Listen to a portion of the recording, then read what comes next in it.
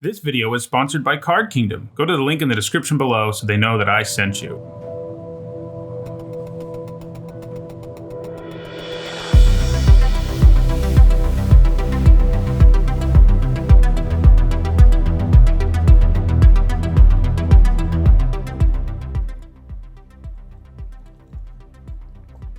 Wow, yeah, Cheesecake Factory's intense.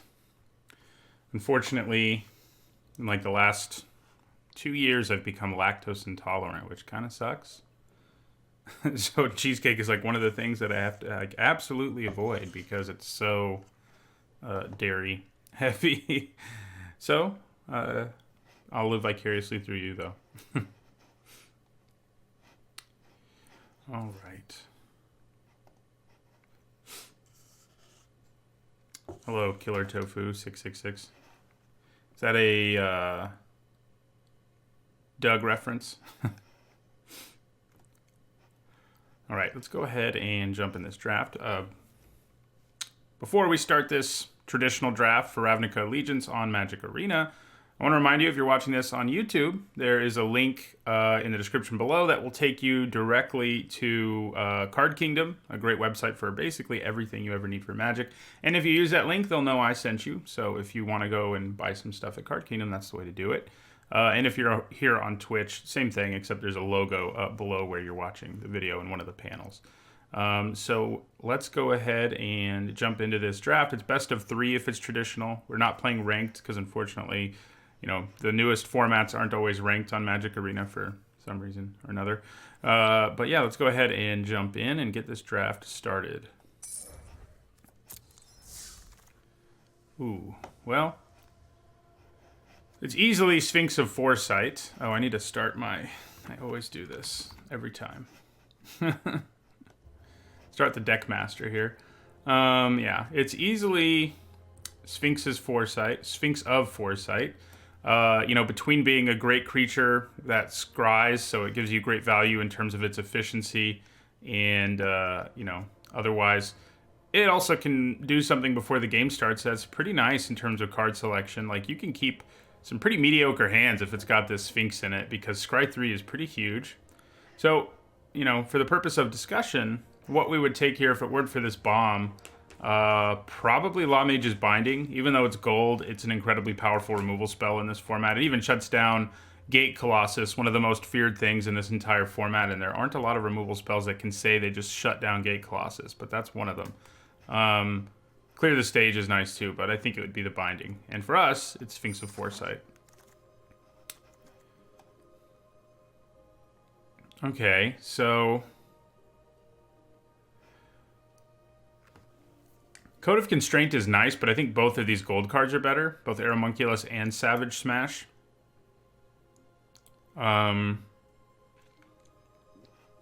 So, probably just take the Aeromunculus. I think they're close.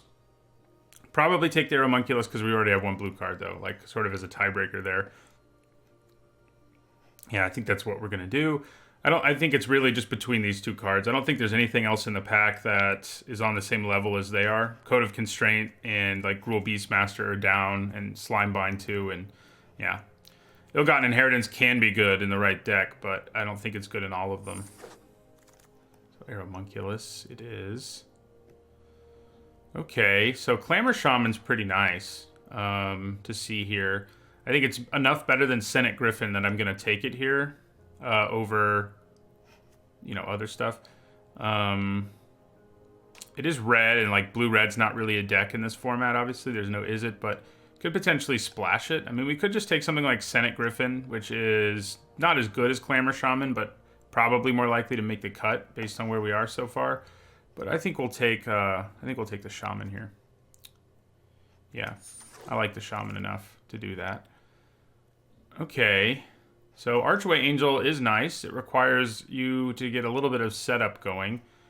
Blade Juggler also and Plague White are both, I think, on a similar level as Archway Angel.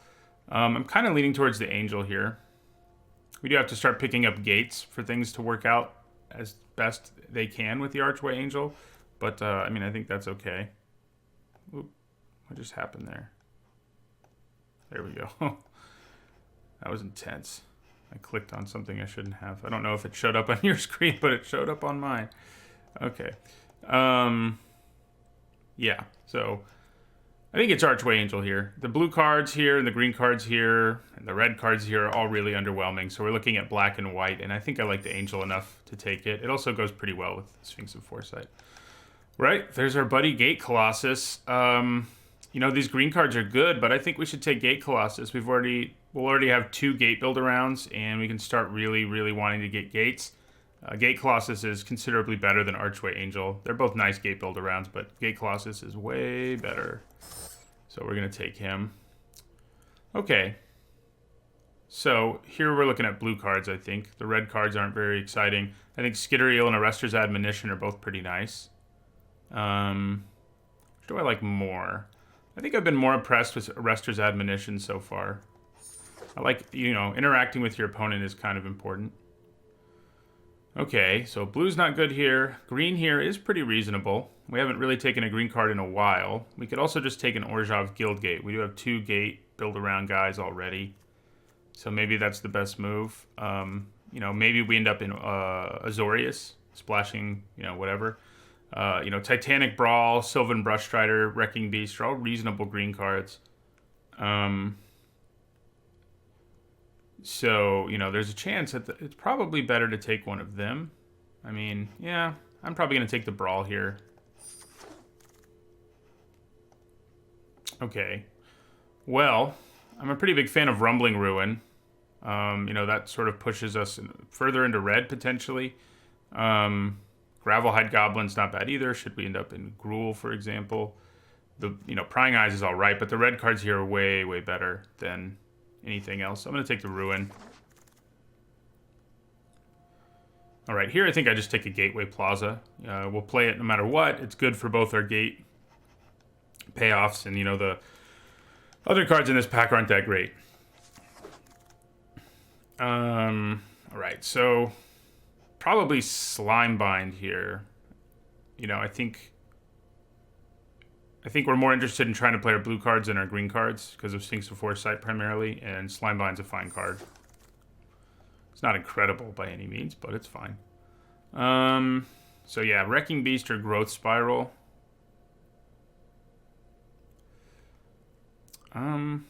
Probably the Spiral. Yeah. Okay, here we'll take an Axebane Beast. I think it's a lot better than Feral Maca. It's perfectly playable if we end up in green. Same with Mammoth Spider. Spike Wheel Acrobats, borderline playable. Ooh, Captive Audience. That card is interesting. I haven't been super impressed with it when I've seen it played. But I've kind of been lucky when my opponents played it against me, I think. Either they were too far behind or, I just found a way to win before they could kill me with it. We would need some fixing, and we'd have to have red be a base color, and I don't think either of those things is guaranteed. And there's a Sunder Shaman in this pack, which looks a lot more likely like we would play it. You think I should splash Captive Audience, Tokenyan? Yeah, I mean, it's definitely fun, so that's a good reason to think about it. But it does mean we kind of have to try to play red harder if we do it. And the downside is that I potentially pass. You know, there's a Sphinx of New Prov here, which we might be interested in playing. Although white didn't seem enormously open apart from our Archway Angel, so white might be a splash color. Sunder Shaman, it looks like a real possibility to me. I think blue-green is maybe our most likely color pair at this point, and maybe we splash like a Rumbling Ruin. Yeah, I mean, I guess since blue-green looks the most likely to me, playing Sunder Shaman isn't super likely either. So what we're really giving up here is probably something like Windstorm Drake, which is nice, but not a huge deal to give up. So I think I go for the Audience and see if we can pick up the fixing for it. Just see what happens. Okay, well, there's another Clamor Shaman and a Frenzied Arynx, so that may push us further into red-green. The bad news about that is, like, not getting to play Sphinx of Foresight is a pretty real cost, but, like, the blue cards here aren't very good. Sphinx's Insight's okay. I think the Airings is better than Clamor Shaman or any of these other green cards. So yeah, we're going to take the Airings. Okay.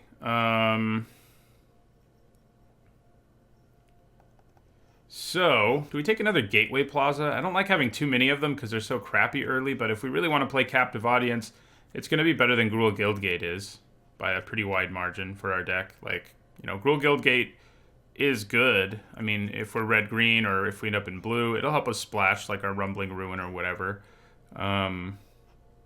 But Gateway Plaza is definitely more flexible. The really thing you don't want to happen is have two of these in your opening hand as your only lands, which the probability is not high, but when that happens, it's going to make you really sad. So, you know, there's a chance I should just take the Gruul Guildgate, and I think maybe I will. I think that's probably safer. The red cards here aren't great. Swirling Torrent is pretty nice for blue, but I think we need to start taking gates, both for fixing and or two, or at least one gate payoff. So, yeah. Maybe I should go for the Plaza. Between the Angel and Captive Audience, I think that's the right move. We just need to hope we don't run into trouble there. Okay, so more gate payoff in Gatebreaker Ram. There's another Airings, too. But the Ram is just so good. I think we got to take it. Yeah, let's keep getting the gate payoffs here. Okay, so there's a Simic Guildgate, which I think we can end up in Simic and still be reasonably happy and not end up in red and not play Captive Audience and still be reasonably happy. You know, Silhana Wayfinder is also pretty nice. It can help us find splash colors. It's a 2-drop, which we don't have a lot of right now.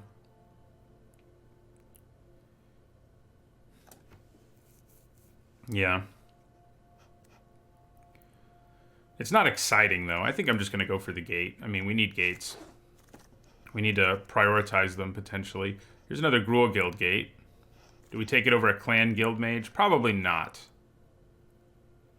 Probably not. Yeah. Clan Guildmage is good. And we don't have a lot of 2-drops. Okay, here's a Rhythm of the Wild and an Enraged Ceratok, both of which are really good. I think maybe we want the Rhythm more. Yeah. I do like the Ceratok, but... Okay, so here... It's looking to me like blue is an unlikely color now. I think we've sort of... wait, what did I just do? Yeah, I think we've sort of pushed ourselves out of blue. We need to keep it in mind, of course. But I think it's more likely... I mean, blue's not crazy open. Red-green's more open. We could splash a blue card with our Simic Guildgate, and maybe splashing like Aeromunculus is worth it. You know, we do have basically 3 blue sources already. Hi, Ungaren. I don't think we're going to run all 5 colors, but I think we're probably going to splash an Archway Angel and a Captive Audience, so sort of. We'll splash 2 colors. And here we'll take a Brush Strider. Azorius Guildgate. That doesn't do a whole lot for me. That Windstorm Drake's still here. Should we end up back in blue, I guess that's a pretty nice thing to have. I just think we probably want Guildgates that are going to be more relevant for us. I don't like Stony Strength much. I think we take Windstorm Drake here on the off chance we end up back doing that. So yeah, here we'll take a Brush Strider. Here, do we want a Fiend or a Maka? I think the Fiend's probably a better card. Okay, so Sagittar's Volley is a nice sideboard card. Kind of hoping I don't play the one Spike Wheel Acrobat I already have. Mammoth Spider's nice too. Yeah, but I think we'll take the Volley for our sideboard. Brush Strider or Beast? Probably just another Brush Strider. I've been reasonably impressed with it. Hey, that's a nice Lake Gravelhide Goblin. Alright, so what we would really like is more fixing. Shark to Crab's here, and I think we can splash him pretty easily. Bedevil's nice too, but it's not going to be as easy to splash with the double black. So Shark to Crab, I think, is the pick here. We've got the fixing for it. We do need to probably pick up 1 to 2 more Guild Gates in this pack, and maybe more would be even better. Maybe Gateway Plaza Wheels here, but we definitely want Shark to Crab here. It's too strong not to. Okay, so here it's tempting to take a Guildgate, but there's also a Skewer the Critics, and I don't think I can make myself pass Skewer the Critics at all here. So we have a few multicolored creatures, but probably not enough. So yeah, we're gonna take the powerful removal spell here over the other stuff. Okay, so here I think we do take a Gruul Guildgate. Aeromunculus isn't going to be the best splash for us, but yeah, I think we need a Guildgate. Between our Angel and our Colossus, and wanting to run black sources probably for Captive Audience, we need more Guildgates. So that's where we're going to go here. Okay, Rakdos Guildgate. Probably the pick here. Yeah, I mean, Titanic Brawl is nice, but Guildgates are something we really need. Another Skewer the Critics. Yes, please. Okay, here we take... Do we want a third Gateway Plaza? They do get pretty bad in multiples, and if we do that, I think we're asking for trouble. We are up to 5 Guildgates already, which I think is plenty. I'd probably just take Collision Colossus here or Rubble Belt Runner. What's our curve look like? Yeah, we definitely need some more 2-drops in this deck. That's for sure. But yeah, I think we take Collision Colossus here. Okay, I could take Gruul Beastmaster, Rubble Slinger, but I think one last Guildgate is probably going to make me feel good, and then maybe from here we can pick up some like Feral Makas and stuff.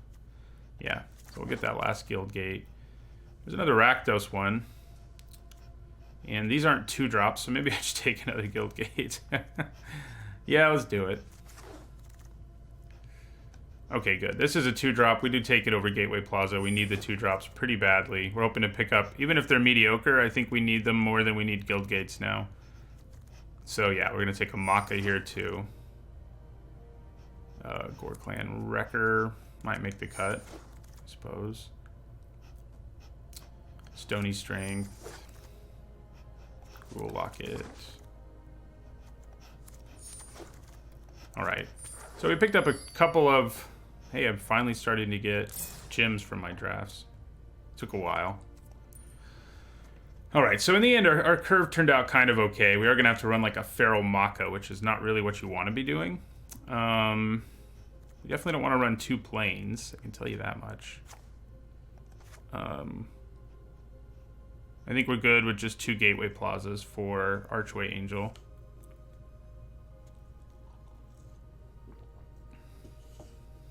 I think we can splash. It would be nice. Would have been nice to get one Open the Gates there, to really make this deck a little more consistent. But you know, you can't have everything. So we need to cut 2 cards and then figure out what we want to do mana wise. I mean, there's a chance we should just cut our Archway Angel. We don't have as good a fixing for it as we do Shark to Crab and Captive Audience. Yeah, maybe we do just want to lose the Angel. I mean, it's good, but only 2 sources for it. I mean, that's okay. It's not horrible or anything. But we also have several high curve cards already. And it's probably the worst of the 3. Oh, there's a Spike Wheel Acrobat in here. We definitely cut that before we cut Archway Angel.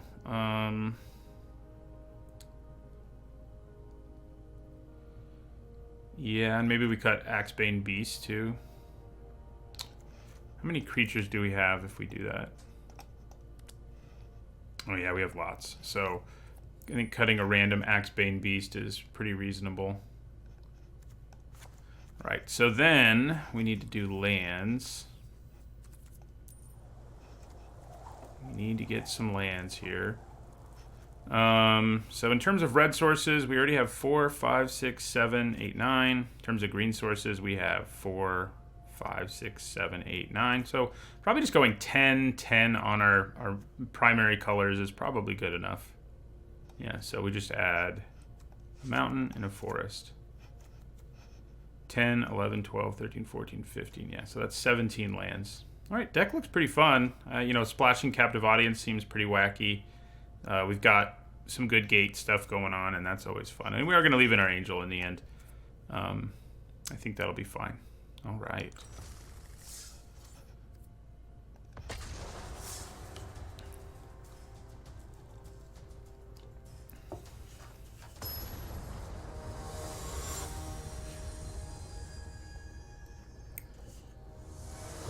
Vengevini. I guess they like Vengevine. Okay. Seems pretty reasonable.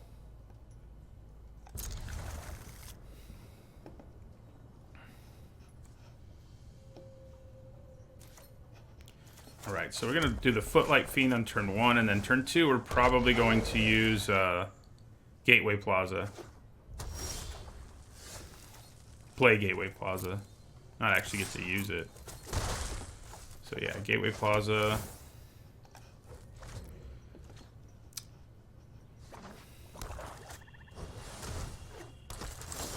Man, that's annoying, huh?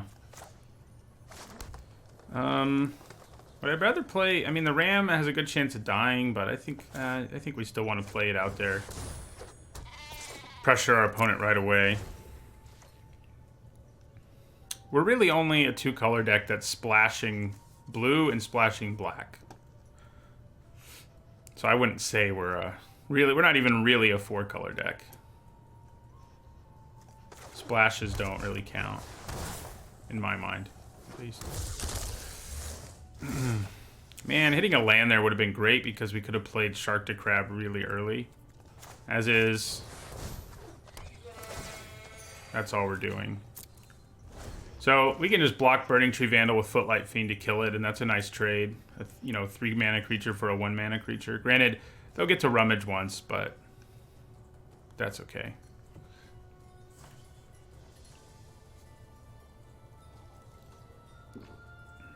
I'm okay with rummaging, letting them rummage.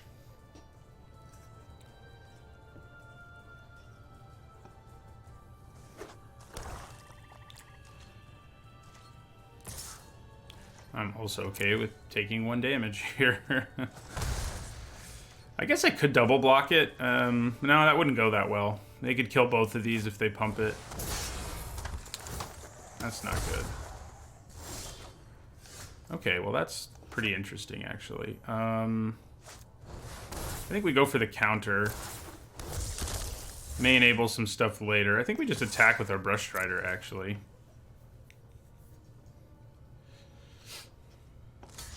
I should have done that first, but yeah, I'm good with that trade.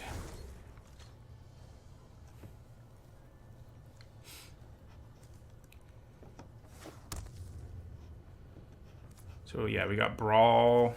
We need that 4th land pretty badly. Damn it. Why didn't you get bigger? Oh my god. Great.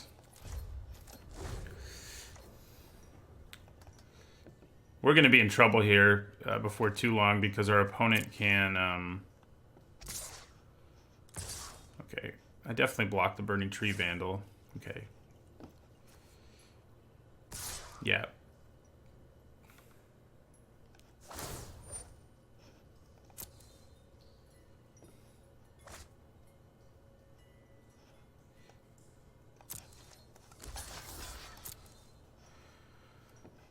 So yeah, the plan's to take down the Vandal. See if they have a trick or something to save it. Yeah, they don't. Works for me. That does not, though. That's the problem with taking forever to hit your 4th land frequently, is it's like... Yeah, it's not so good. I think we attack. I mean, we're not... There's no way we block, so we're going to attack. Make the Recluse unable to block. We're going to play Shark to Crab and hope that he's allowed to stay alive and adapt. Yeah, we're taking 7 here.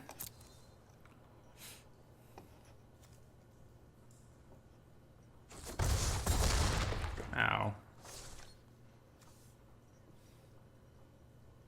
If they kill our Shark to Crab, I think this game's pretty much over for us. If they don't, we have a chance. Looks like we have a chance. All right.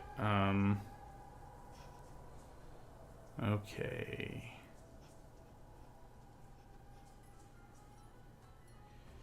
Yeah, so we will be adapting.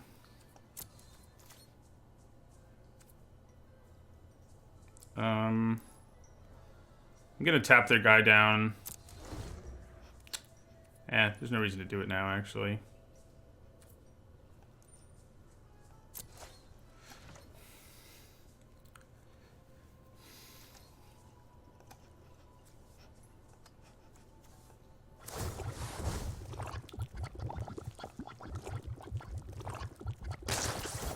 Right, so we get to tap down the Recluse. Thank God. And hopefully deter all other potential attacks. Although maybe Rakdos Trumpeter gets in here. That's not a big problem.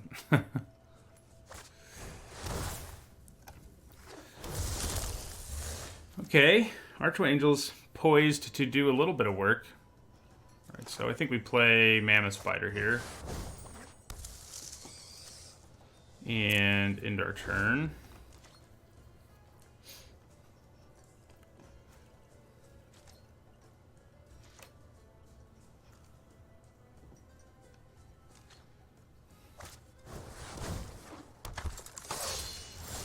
This board is very populated, isn't it? Yeah, I think we just play Archway Angel, gain the 4, get a big flyer who can sort of attack. She can't attack awesomely through Rebel Slinger, but she can. I probably just trade my Shark to Crab at this point for the Recluse. Although it's tempting to try to have mana for Titanic Brawl. Like, actually doing so is another story. So yeah, we'll block. I think we got all the value we needed to out of Shark to Crab. I mean, it traded... Oh, crap. It traded for a card, is what I was going to say. And that's always good. Alright, so...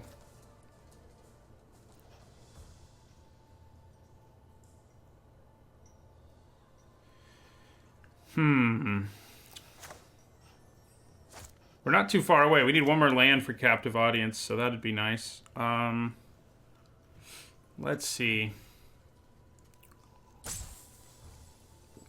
What should I do here? Should I just play Gorklan Wrecker?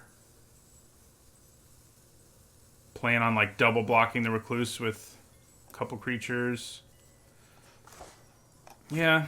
I think that's an okay plan, and we also have Titanic Brawl, if that's what we need to do. Yeah, we don't attack.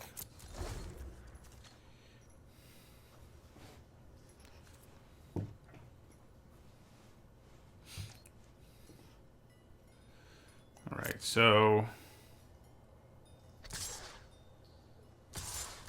Alright, they're rumbling here. So... I think we do block, since we have our Titanic Brawl, I think we're fine to block the Maka here. And then I think I'm going to double block the Recluse. I just need to decide how. I think we'd rather hold on to the bigger creature at this point. I guess, you know, being able to make something and able to block is pretty huge, though. So maybe I changed my mind. Plus they can kill both of those, so... hold on a second here. Yeah, there we go. Yeah, so let's block like this and hope they don't have a way to really punish us. They very well may. We do have Titanic Brawl if they try to use a trick or something. Looks like this is going to happen.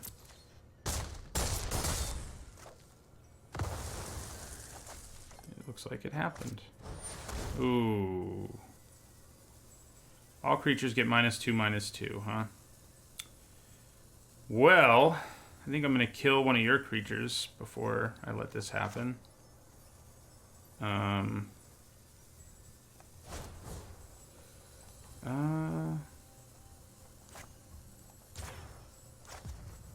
we'll do that.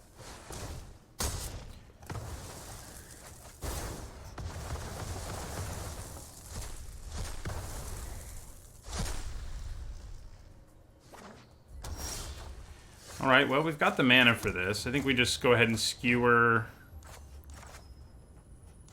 Yeah, we'll skewer the Rubble Slinger. Next turn we can play Captive Audience, and maybe that'll get us there. Obviously that Cry of the Carnarium was pretty brutal. We can also pump a ton of mana into Rakdos Trumpeter at this point. And like the first two options with Captive Audience right now aren't going to bother them at all. So, yeah. We probably just lose.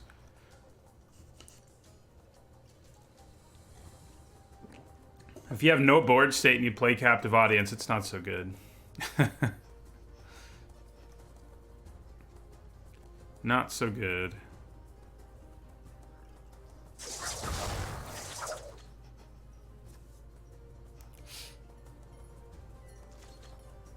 They did the discard option first.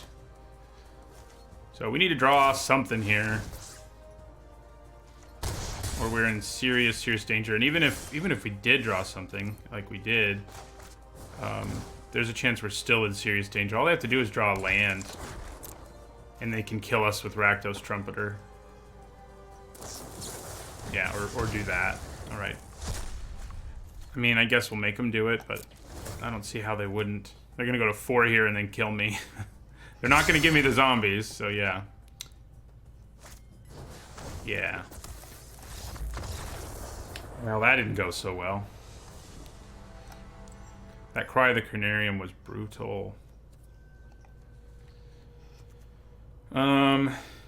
Because of Cry of the Carnarium, I think bringing in another largish creature in place of like a Brush Strider is probably worth it. In other words, Axebane Beast. Yeah. Other than that, we don't got anything going on.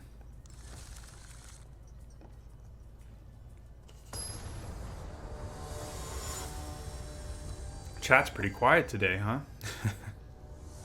It's early morning. Makes sense. Play first. All right, this looks reasonable.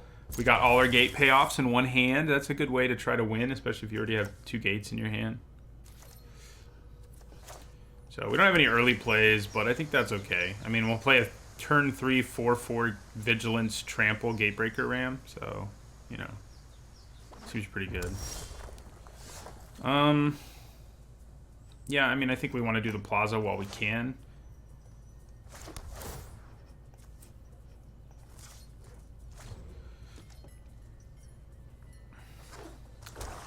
Gate Colossus is going to be scary real quick, isn't he? Alright, so then we do this, play Gatebreaker Ram. Coffee hasn't kicked in yet. Everybody basically the same answer.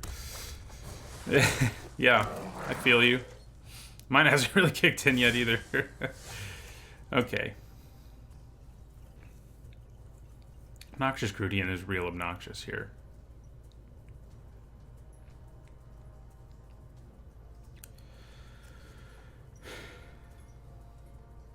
I mean, I do get to trample, so the value they get out of it is somewhat limited. And then we have 2 creatures in our hand who can't be blocked by Death Touchers. So if I play Gruul Guildgate now, that'll reduce the cost here to 5, and then I can play Gate Colossus next turn. So it's probably worth doing that. Oh, I should have already done it, though. Yeah, let's not attack for now, actually. Let's wait till we can punish them a little more.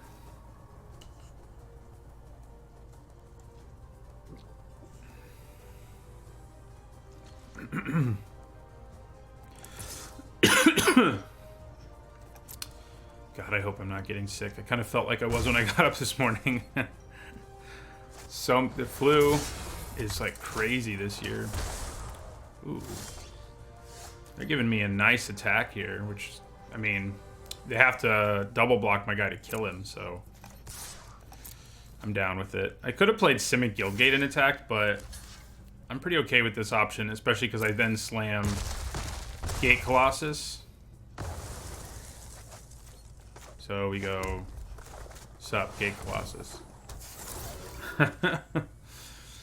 And then we have Archway Angel for next turn. Though we may wait on her.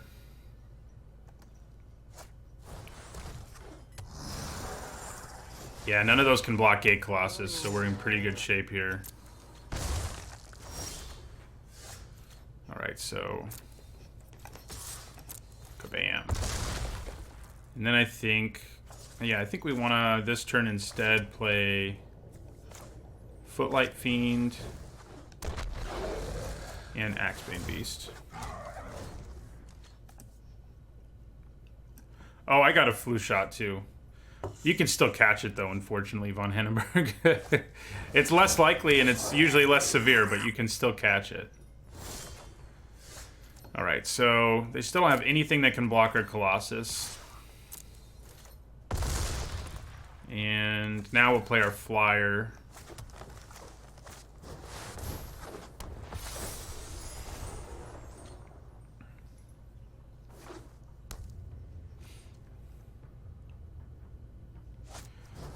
Yeah, when I was going to college for my undergraduate degree, I didn't used to get flu shots. My mom never made sure I got one when I was a kid, so it wasn't something I thought of, once I was off on my own. I caught the flu 2 years in a row, and I was like, okay, I'm gonna start getting flu shots. And I haven't actually caught it since then, but I know you can still catch it. Yeah, I mean, holding onto the gate's a good idea. I'm a little reckless with my gates for sure. Gaining 2 additional life, probably not worth it.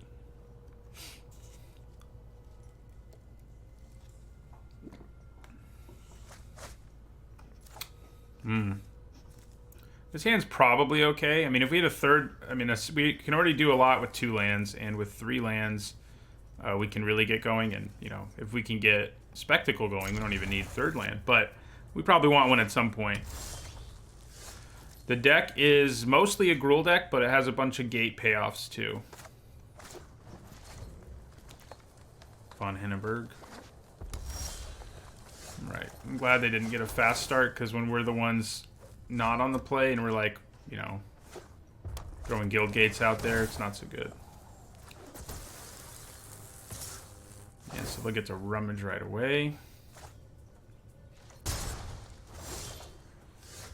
Okay, so this actually kind of works out reasonably well. We're going to play Footlight Fiend, play Gateway Plaza number 2,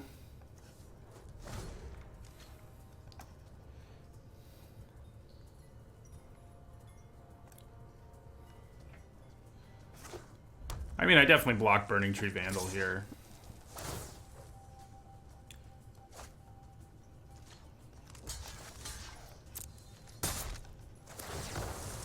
And then do 1 to them.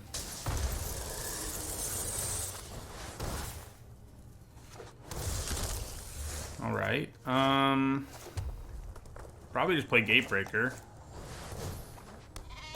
Try to race our opponent here.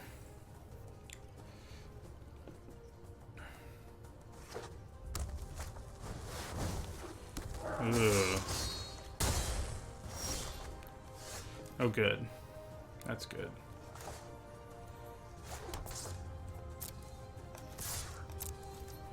If they just trade, we're cool with that. And if they don't, we're cool with that too, really. Yeah. Yeah, and then we'll play Brush Strider. I mean, I kind of wish I'd gotten in for damage so that I could have also killed Gore Clan Wrecker, but what are you going to do?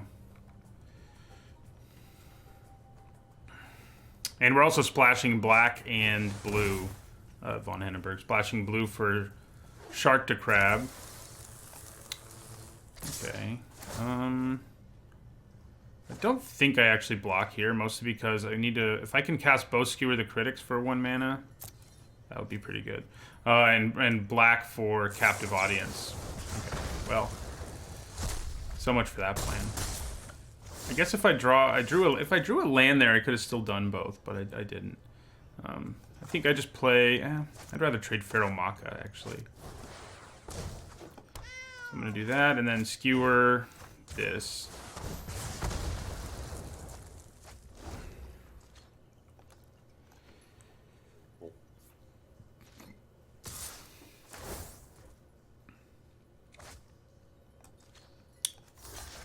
block.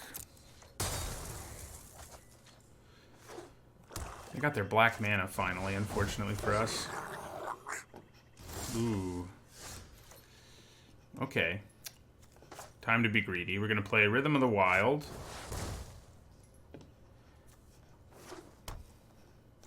And Gravelhide Goblin.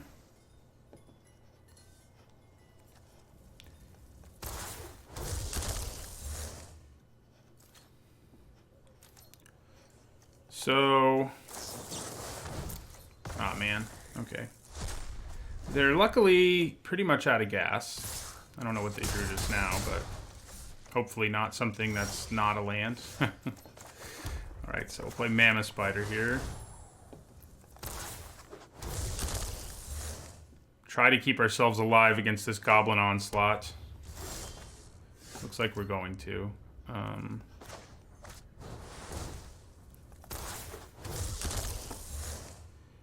And yeah, we'll end our turn.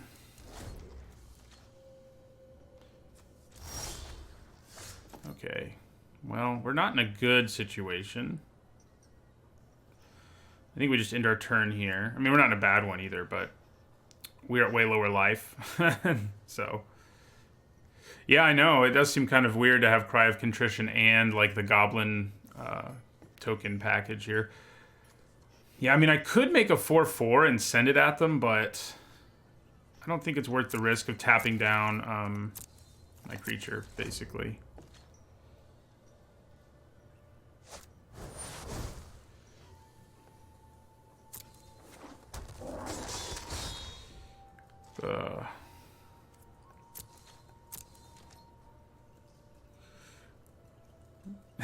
Yeah, I have been doing a lot of green and red.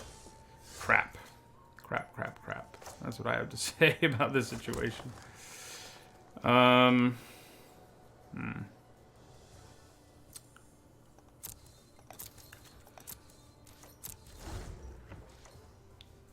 So, do I make a land, a creature, and double block Rebelbout Recluse? Or do I just double block with what I have here?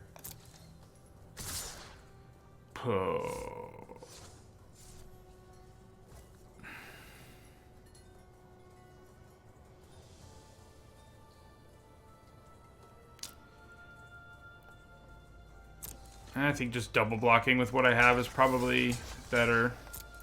I guess I have less of a risk of giving up something really important, but I did 2 Orzhov decks in yesterday's streamer, Diamond, so there. And one went 5-1 and the other one went what did it do? It did 0-2. So 2 very different experiences. All right, so that's not so good. What is good is that I can kill this with Skewer the Critics, right? Yeah, so.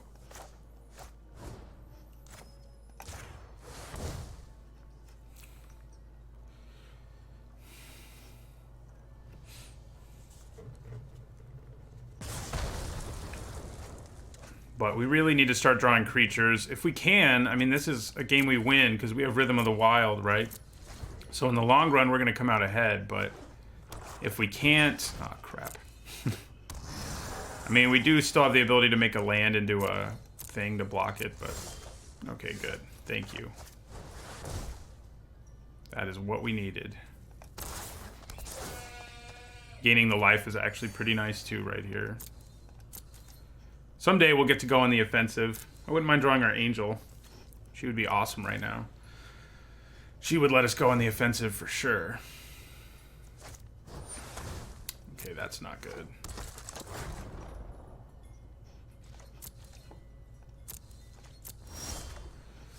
Blarg.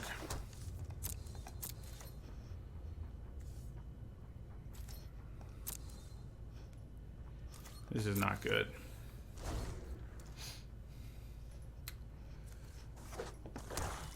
5/9, they have 10 mana, so they can pump this pretty high.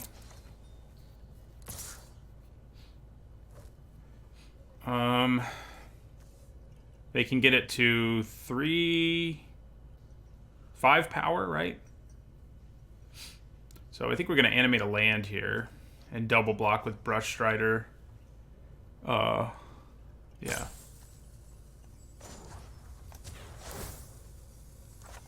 We want to hold on to all our gates, so... Yeah, and then we'll double block. I'm guessing they kill the Brush Strider, but...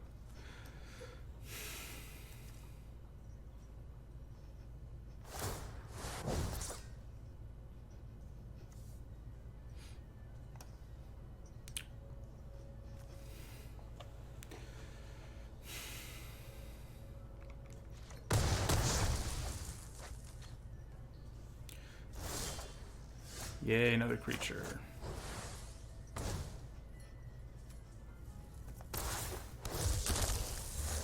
Alright. Angel, Gate Colossus. We already lost our Gate Breaker, yeah. Angel or Gate Colossus is what we're really waiting on here.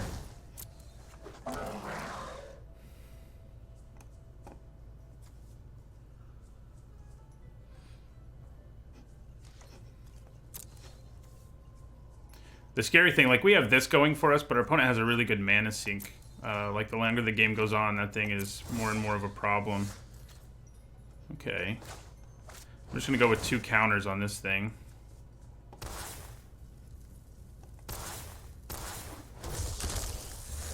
Alright. Yeah. Hold on to this land, continue to bluff. Not that it accomplishes a whole lot, but, you know. Maybe. Maybe it accomplishes something.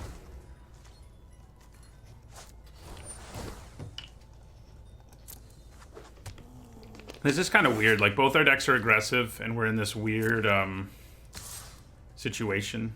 Yeah, so we're gonna...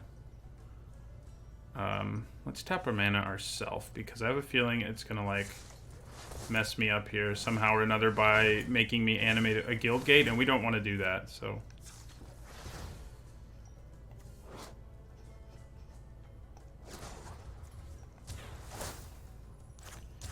I'm fine with giving up a land to kill Noxious Grudian, so...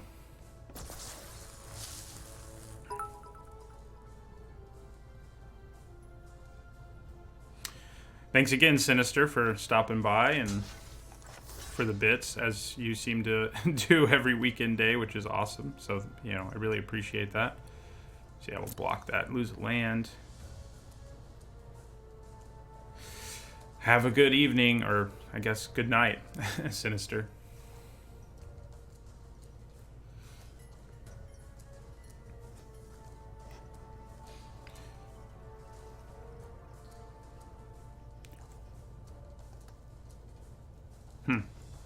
Yeah, so we'll lose our land.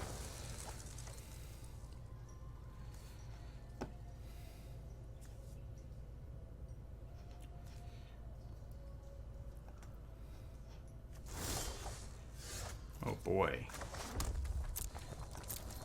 We need that Gate Colossus, man. How many cards are left in our deck? 16. They have 13. Oh, they rummaged a little bit. We'll get another Thirsting Shade. That's going to be fun. The biggest they can make it right now is a 4/4 at least. I mean, it costs so much mana. Dear Lord. So I think I'm holding on to this Guild Gate in case we do draw a Gate Colossus. Yeah, there can't be very many lands left in the deck. You're right. 4, 5, 6, 7, 8, 9. Yeah, we have 10 in play. 1 in the graveyard. We have 5 left in our deck. There are 5 remaining lands. So they're up to 11 mana now. Once they get to 12, they can make this a 5/5, which is not going to be good.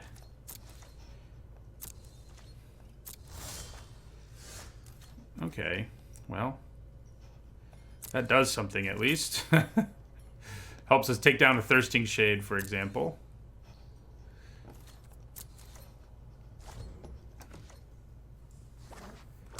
All right, now they are at 12 mana, so they can make this a 5/5.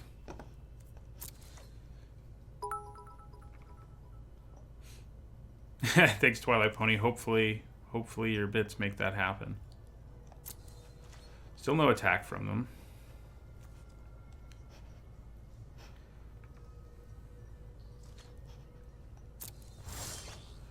Hello. Big boy time, finally.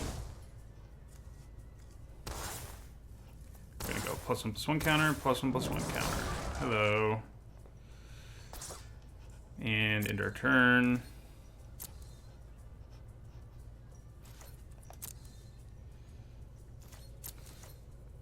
Yeah, this game is still going on. They might get decked before... We have, you know, our bombs are all still in our deck. So that's the good news.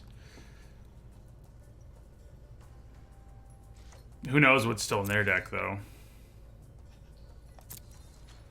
Could be a lot of things. Okay.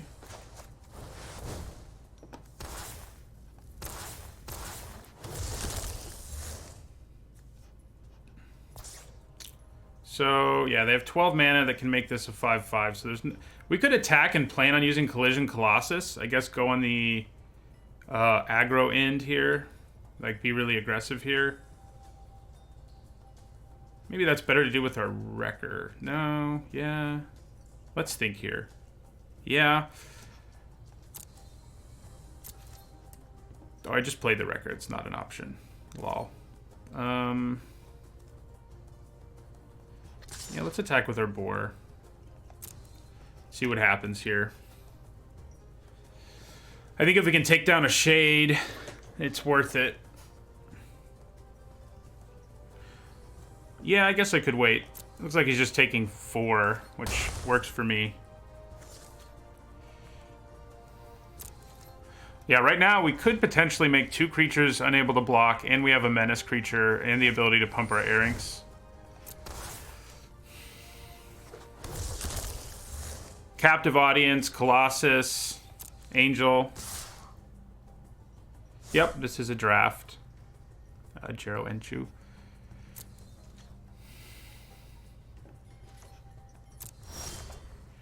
Ooh, hello there. That is good. So, only 1 Thirsting Shade will be able to block. This might just end it on the spot. I forgot about Rumbling Ruin being in my deck. And, yeah, so that... That's 2, 4, 5... No, nothing will be able to block. I think they're pretty much dead. Okay, so we're gonna let this resolve. Not that we have much of a choice. And I guess what we lose is our Boar, even though it's gonna be a 4/4. Could actually be the Guild Mage, given this board state.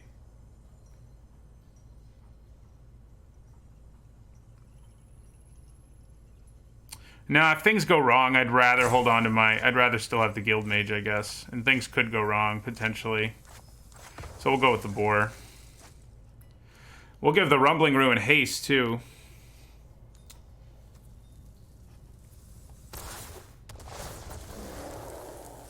So that's 2, 4, 5, 7, right?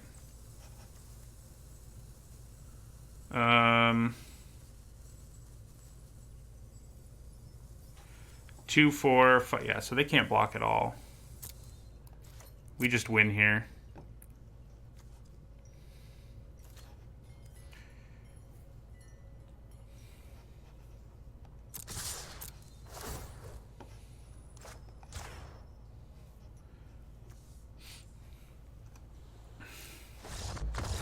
There we go. It took us a while to finally draw something that would end that. I mentioned all sorts of other cards. I forgot the Ruin was around to just end it, too. That was a weird game. 2 aggro decks. I mean, I guess ours is less aggressive, but ours is pretty aggressive. I guess we don't have as many 2-drops as one would ideally like.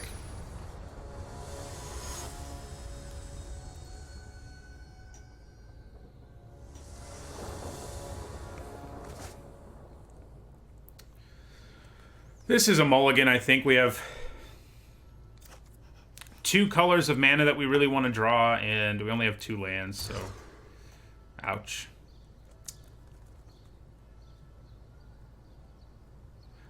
I'm kind of tempted to keep this one. If we can get green mana on top of our library, we're kind of in okay shape. I've seen most of the time when I play the Ruin, it does something. It doesn't usually end the game like that. Once you've had the Rhythm of the Wild in play for a while, yeah, it can just end the game. But I think we have to mulligan this one too, sadly. Okay, this one's all right. Do we want another mountain more than we want other stuff? I guess so. Not off to a good start here in our second match.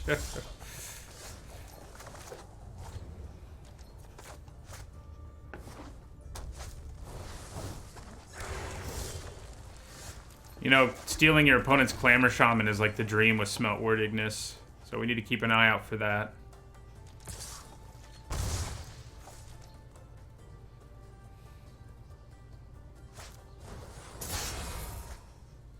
Nice. Nice for them.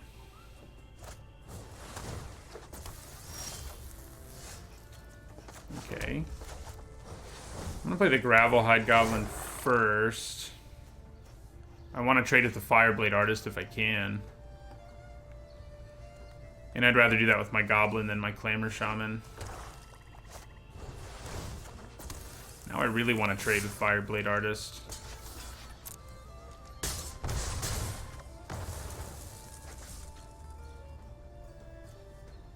They're not going to get to play their Roustabout. Are they? Do they have... I guess if they have another land this turn. Yeah, it's not good. Probably also just trade Clamor Shaman for Fireblade Artist. You know, or take 4 to the face.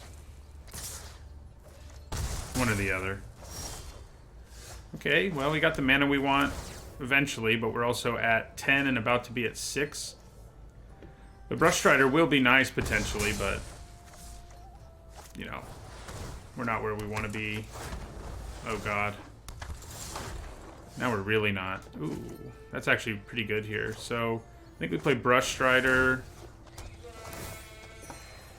and Footlight Fiend. So their Smelt Ward Ignis can probably make us just dead here, I would guess, right? Yeah, probably. I'm hoping they don't realize that. Because if they steal this, I have 1 blocker, these 2 have Menace, so they're getting through for sure. Okay, I'm fairly happy with this. I'm gonna block there. Actually, I guess that doesn't really work out. I'll block here. Yeah. Poop. But yeah, I'll block here and there and there. They can drop us to 4 here.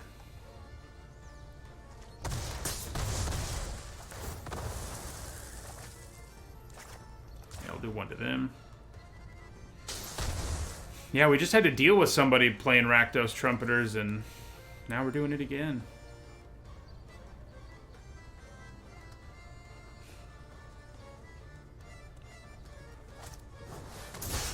Oh, boy. Okay, yeah, we're dead. Yeah. Dead we are. Mulliganing to 5 is not usually the way you want to do things. So... yeah, I don't think we change anything. Deface isn't, like, yeah.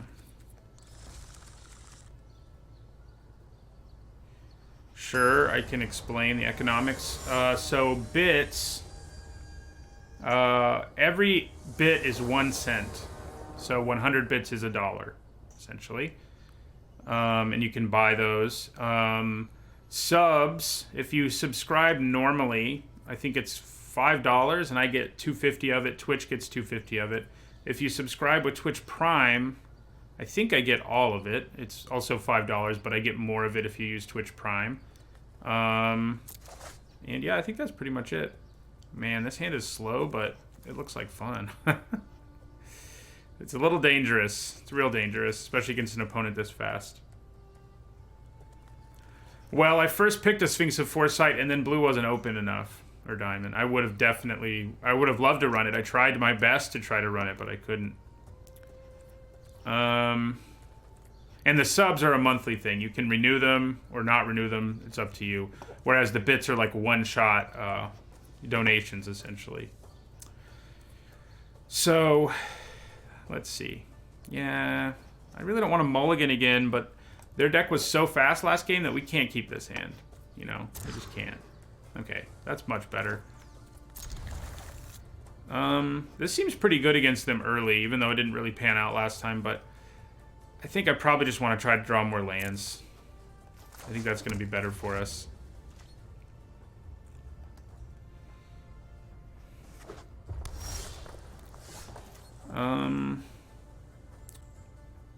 Probably, nah, we'll play the Gateway Plaza while we're not under any sort of pressure.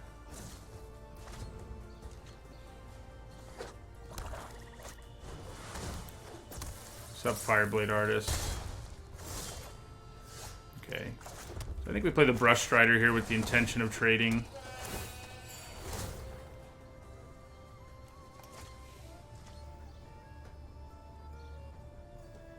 I probably should have cited out my whole captive audience strategy against them. Yeah, we'll trade.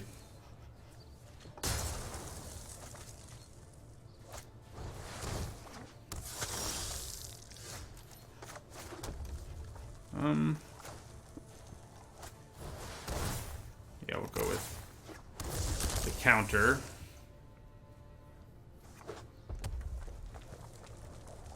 Yeah, it is fun, but our opponent was so fast. You know, they have all these Fireblade Artists and stuff that captive audience is like kind of a liability. Do I trade here too? I think I do.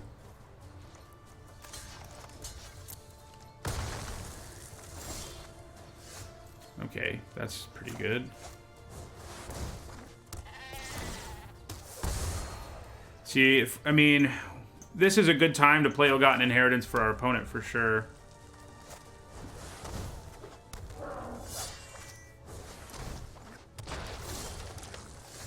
Okay, so I think we attack. If they decide to double block to kill our guy, I'm cool with it. And if they don't, I'm cool with that too. So play Mammoth Spider here.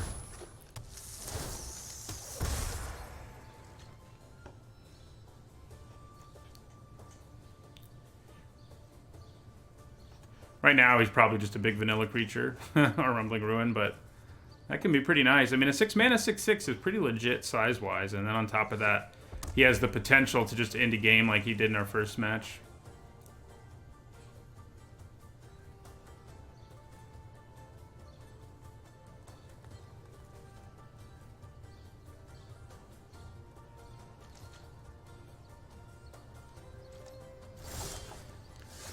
Okay.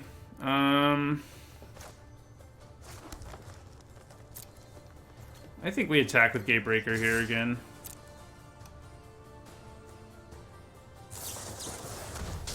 Fair enough. We're just going to play Rumbling Ruin as a big guy here and hopefully keep pressuring them. I wouldn't mind them flooding out right now is all I'm saying. We don't need them drawing more removal or anything. When you have Ill-Gotten Inheritance in play, every removal spell is awesome.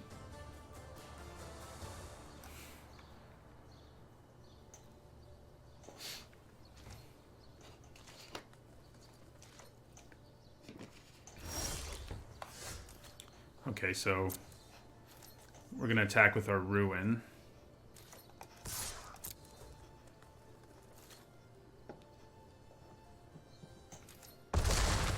Cool with that. Play Gravelhide Goblin.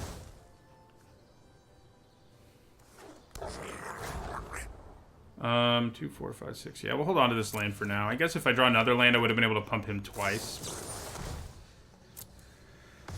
Well, that's no fun. I'm glad Rumbling Ruin couldn't die to that, though.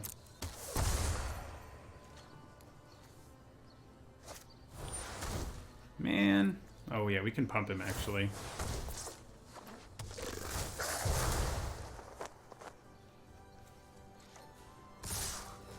So I think we go ahead and trade.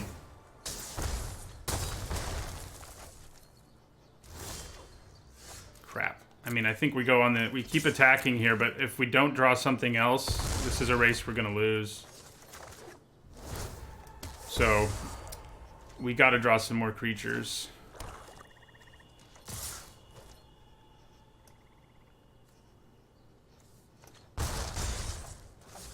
Yeah, so we can't attack this turn, basically, unless we draw a blocker. Thank you for the follow, Fleur Von Conspicua. Yeah. We can't attack. Sadly. We need our angel. Like, our angel would be ideal here. Man. This sucks. Like, they would be close to within range of death.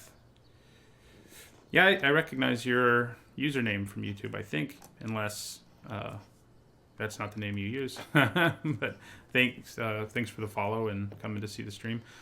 I think we're about to lose this game. Yeah, I know. Magic karma there. I'm the one who flooded. We still have a chance. I think we just skewer the dagger caster and end our turn.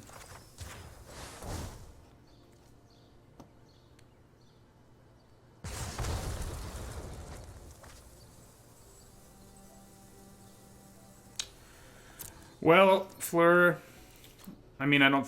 Yeah, I think it helps that I deal with a lot of languages as a historian, so... Yeah, they did miss lethal. They're probably still going to get it, though. I think the one card we have that can save us is our angel. Other than that, we're dead. Not the angel. Oh, wait a second here. Can I actually create a problem for them? I don't quite have enough mana, unfortunately. I don't have enough mana, unfortunately, to make this work. 2, 3, 4, 5. We're so close. If we had one more land here, we could have lethal. Oh, except they could sack this, actually. Yeah. Yeah, so we're dead. Yeah, being a European historian, I have to at least know how to read a lot of languages. As I'm sure you know, too, if you teach history, so... 1-1.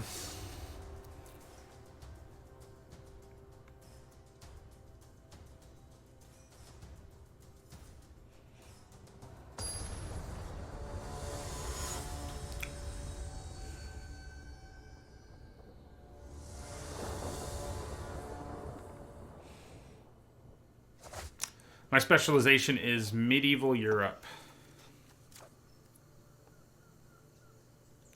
Yeah, I think we can keep this. The King of Dominaria. Imposing. What's your main area, Fleur?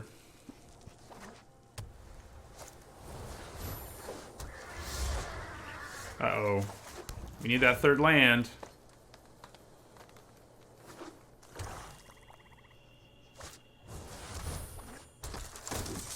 Yeah. That Pegasus is gonna smash. Okay. I mean, I'm okay with this. It means we have to wait a little bit, but our Gatebreaker Ram will be bigger.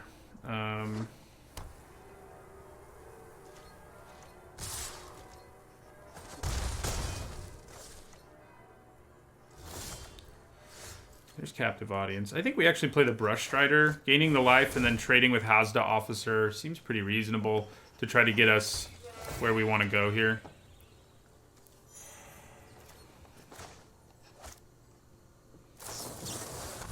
Okay, well. Trading for Grotesque Demise and gaining the life isn't as good, but it's alright. Oh, good. When we have, like, no board presence, that's kind of a problem.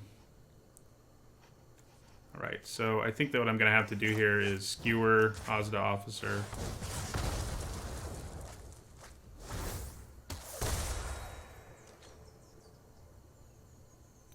Yeah, I also do... women's and gender history in medieval Europe. Gonna have to skewer again. There's like no way we win this game. When you're behind by this much, it's like, good luck, you know? And when they play Ill-Gotten Inheritance especially, that card is such a beating if you can't do anything. You know, if you can't add to the board, you're just toast. And yeah, right. Even me as a university teacher, lecturer is my technical title right now. I teach, you know, as a Europeanist at the university level, you teach a really wide span of time. So this year, the courses I've taught cover from the beginning of civilization, you know, around 3500 BCE, all the way to 1815 CE. So, yeah, I guess that might have been better, just playing the Ram. There's no way we win. We're just dead already, so... Yeah, well... This keeps us alive, I guess, in a technical sense. But not by much.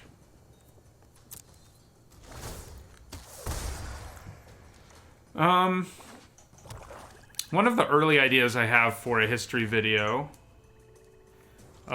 is... I think we just have to go for a chump block to have any hope here. I'm interested in doing a history video on cooperation. Yeah, we're dead. Cooperation between Muslims and Christians during the era, the crusading time period. Because I think a lot of people think of that period as just being Muslims and Christians killing each other. But there's a lot of interesting interactions, including alliances between Muslim and Christian powers against a common enemy, either a Muslim or Christian enemy sometimes. And I think I've looked to see if there's anything about that on YouTube already and stuff, and there's not. So I think that would be sort of a good place to start. That's something I'm working on right now, too, so it's pretty fresh in my mind.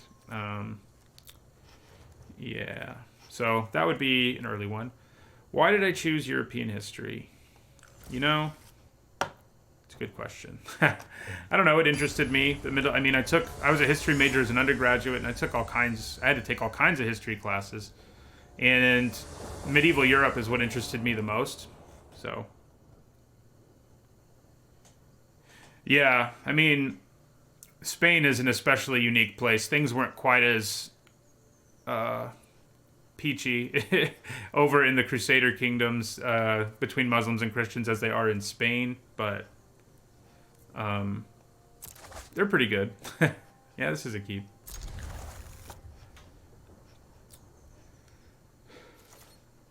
The thing I think I would need to do to make a successful history channel is learn how to do cooler things with video editing and the like, and I think that's doable. But I don't have those skills just yet.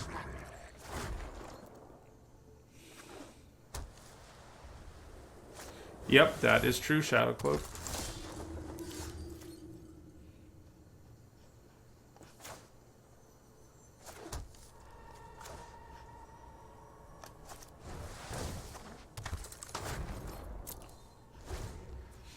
So this oligarch is going to be annoying.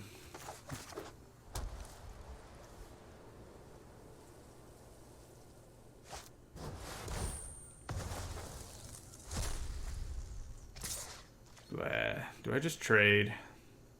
No. I was kind of hoping I'd draw a land there.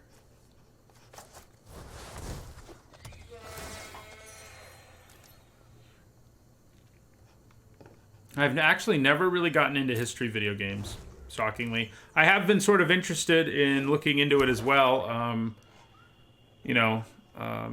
Especially for my Western Civilization course, where we talk about lots of different military reforms over time and sort of showing students using that kind of game, the different military innovations throughout, European history. Seems pretty cool to me. So I think I'm going to block. There's no way we're going to get rid of this in an effective way, so I might as well just let it let it do its afterlife thing.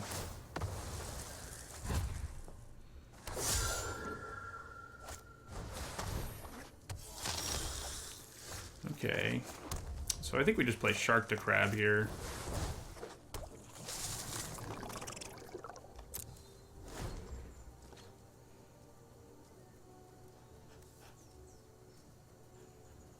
But yeah, another interesting thing about that sort of exchange is that the the Christian West really opened up trade during the Crusader Kingdom, during the period of the Crusades, because there was so much economic value in trade between the Islamic world and the Christian West during the time. And you can kind of credit the change in the economy where especially Italian merchant cities are trading with the Crusader states. You can kind of trace that and find that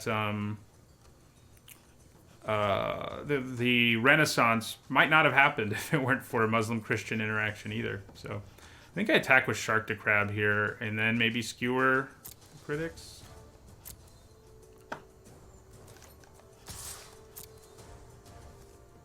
See what happens. Thanks, Twilight Pony. Have a good one. So yeah, we'll just let this hit them. And then we're going to skewer the vampire.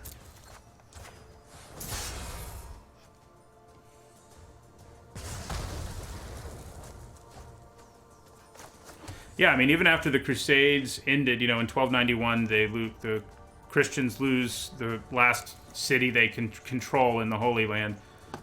Even after they ended, now Italians had a direct access to the Islamic trade, which they didn't have before. Right, well, pretty easy choice. Hopefully they don't have another one of those. It would be pretty backbreaking if they play second Undercity's Embrace here. Oh my god, they do have another one.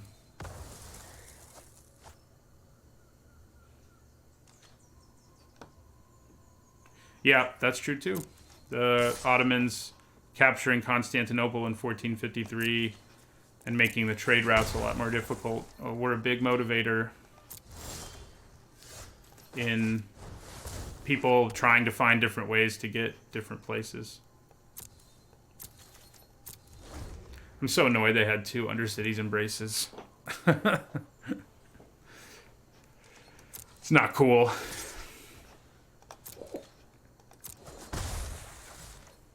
Maybe we can stick Captive Audience and actually have it do something in this game.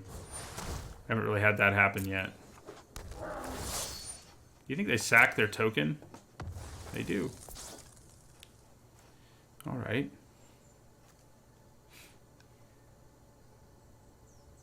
I forgot we were playing Magic for a minute. Yeah, it is distracting. Hello.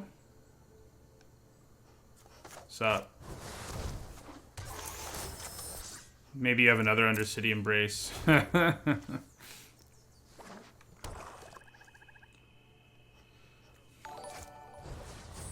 Thank you for the follow, Hungriest Hobo. Man, why you got a Sky Tether? At least I can block, but that's still pretty annoying. All right.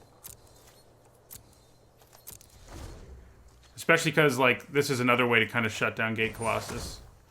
Oh, good.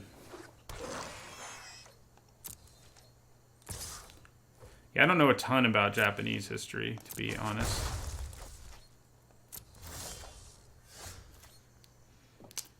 Well, that's annoying. Pack one, pick one was Sphinx of Foresight, which we're not even playing, sadly. Blue wasn't open enough. So, we don't have anything we can really do here, which is super sad. So we're just going to end our turn. Yeah, I have to actually prepare to teach tomorrow, too. Religious history is also an area that I teach, and tomorrow in one of my classes I'm talking about the Book of Revelation, so I need to prepare for that. The other class I'm already prepared for, but that one not so much.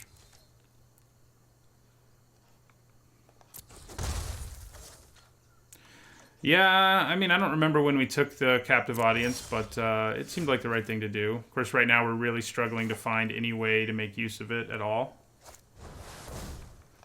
We played it earlier, and it's true, it kind of says you win in 3 turns, but we played it earlier and it did basically nothing because it was too late and our opponent, you know, had wiped the board and stuff, so it was pretty brutal. All right, so we're just going to end our turn. This Pitiless Pontiff is not good news.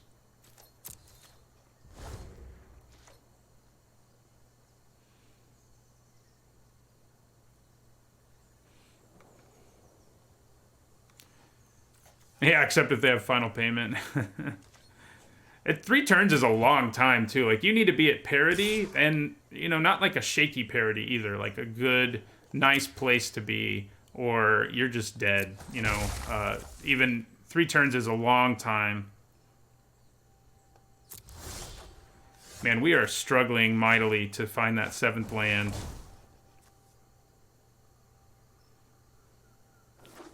I know I rated it as an F, but I think I was wrong, obviously. I think it's more of a C. Although I could be wrong. The main reason I'm thinking it's better than it was is because I know other people have said it's better. Every time I've played against it, I haven't been impressed. And I haven't been impressed with it today either, though you know, if we could just hit that 7th land, we'd be in better shape. So far, not so much. Okay, there we go. Let's hope our opponent doesn't have final payment, huh?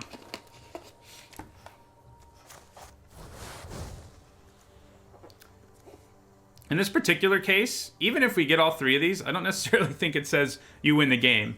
Although Skewer the Critics can help with that, as can Collision Colossus. So maybe it gives us the edge we need.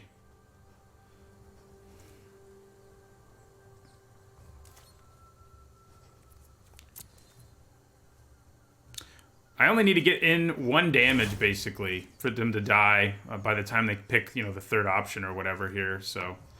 It'll be interesting. They gave me the zombies right away. They probably have Cry of Contrition.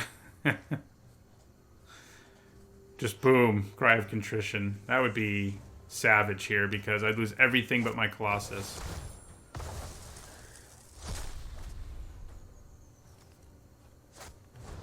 Alright, so we know next turn they're going to discard their hand, and it's not going to matter.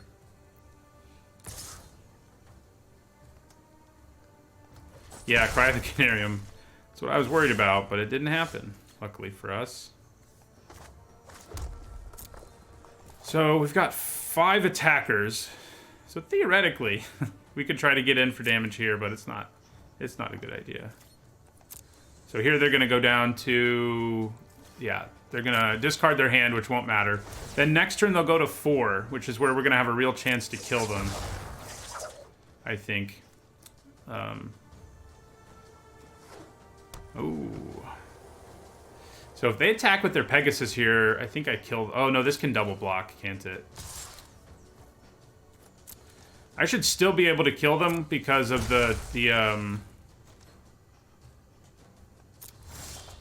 Yeah, so Colossus should give me the ability to do at least 2 damage to them. Yeah, or at least 1 damage to them. That's actually... Oh, except their life total... I have to wait. Their life total goes to 4, so we don't want to do it now. We have to wait till the next turn.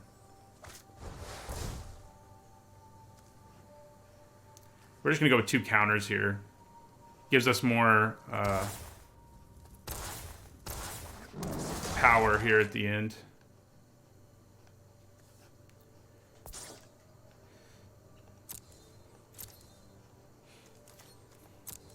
Alright, so they're going to go to 4 here. And we ought to be able to push through damage enough, barring most cards, to actually win the game thanks to Captive Audience. So that's cool. Yeah, that won't help. So we should be able to win the game here.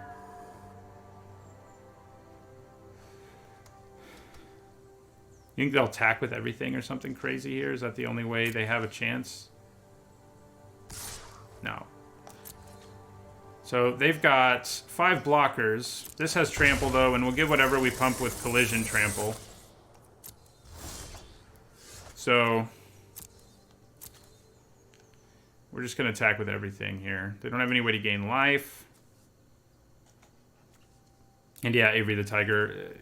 Captive Audience is hard to cast, that's for sure. Decided to be a little wacky this draft.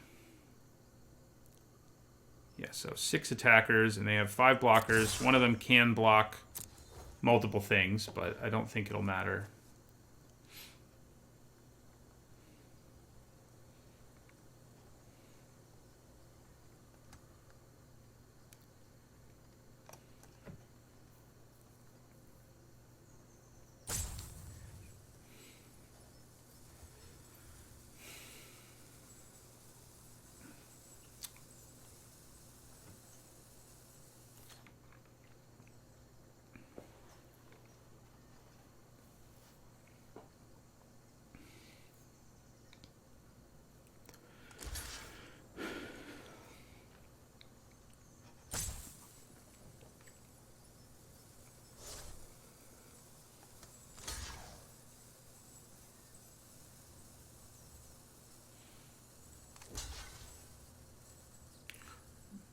I don't think you get to survive if you throw that many I guess I don't know. I have Skewer the Critics and Collision Colossus, though. I should keep in mind.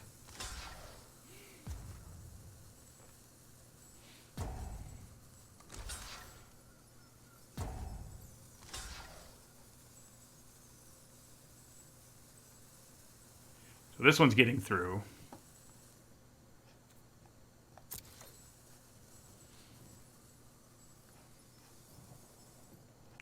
All right, so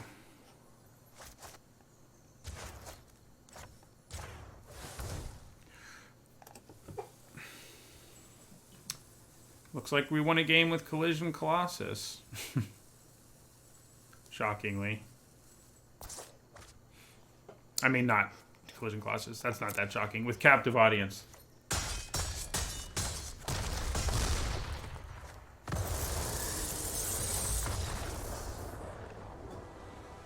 All right. To 1-1 we go. Yeah, I don't think we want her volley.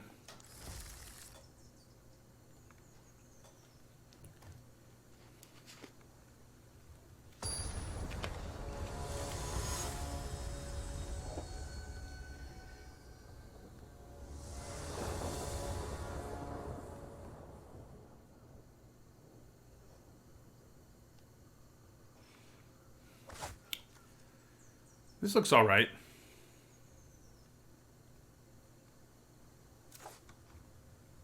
What about the Afterlife?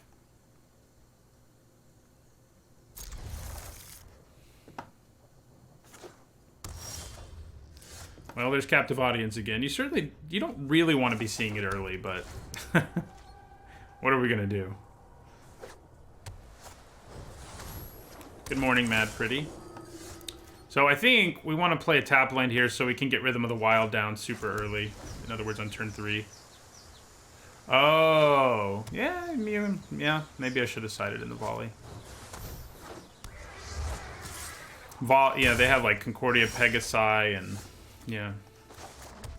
All right, so Rhythm of the Wild. Hopefully this will give us the edge we need to not lose.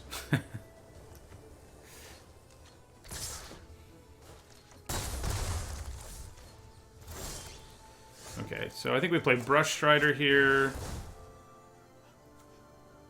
And then Rakdos Guildgate.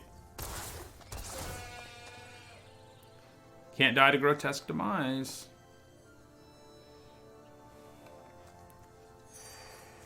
Play the Guildgate. Does die to that. I'm still sour about the time where they cast 2 of those in one turn.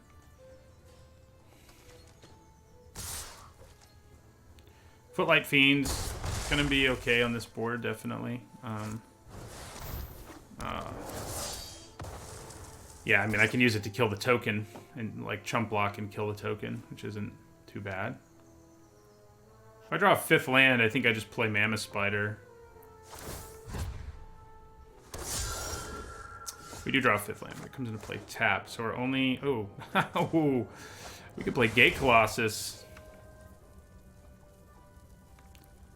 Should we just go with this attack here?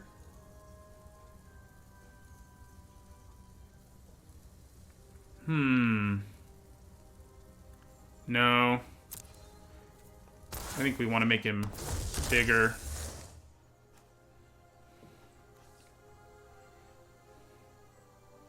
Yeah, I thought about going haste, but I decided not to. I think we would have taken too much damage on the backswing, basically, was my problem with it. Here, I think we do attack, because we're going to play Mammoth Spider that can block Undercity Scavenger. It can block all these things, actually, so...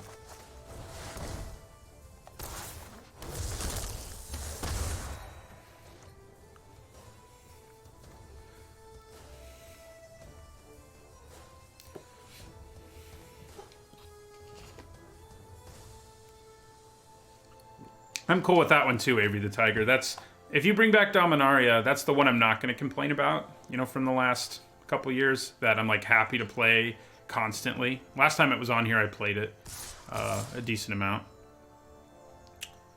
Isn't that interesting? I don't think it's worth blocking. I think going to 9 is fine.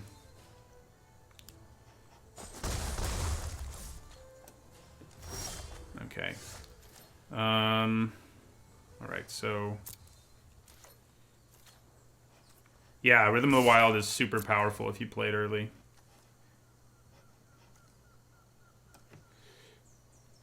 Man, yeah, no. I can play 3 creatures here with haste. Maybe I... Would I have forced into... Ugly block from our opponent? I think maybe I would have. So... Rumbling Ruin's going to end the game, potentially, like it did for us earlier today. Especially when we go... Counter. My goal win percentage is over 60%. That's what pros aim for to, you know, feel like they've got a handle on the format. So, doing pretty well here. I do it in most formats. And, what was it? It was... So this should basically give us lethal next turn, especially with the help of Rumbling Ruin, so... Yeah. The last time I didn't do it, I think, was Amonkhet. I think I had 57-ish. That format was a struggle for me. I think I only got like 3 trophies on Magic Online in that format, too. Okay, well, Sky Tether's annoying, but... We still have 3, 6, 10... It's 12 damage. And we'll play Rumbling Ruin with haste. Should we draw a land? Oh, and actually it'll be 13 damage because of Territorial Bore.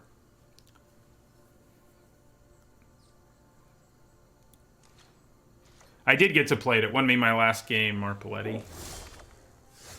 Okay, well. Thank you for the follow. Who would know? So...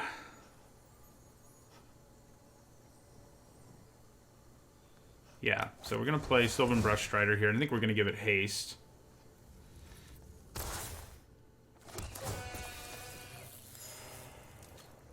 And then we're going to attack with... Not quite... Yeah, we can probably get away with attacking with everything, actually.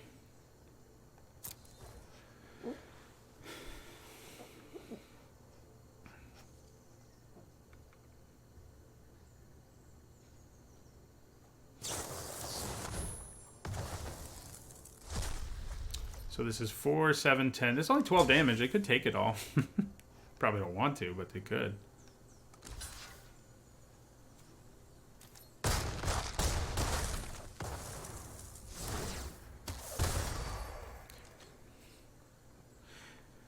I wasn't a huge fan of those limited formats, maybe because I wasn't as, you know, I wasn't as good at them as most formats. Nope. They cannot crack Inheritance. Oh yeah, that should be it. I could just skewer their creature, but it's probably just better to attack with everything and see what they do.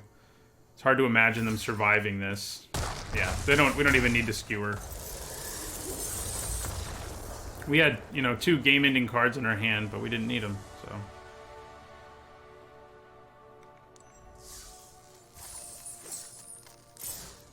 Right, so we need to get 1 more win to break even before we get our next loss. That's always the goal.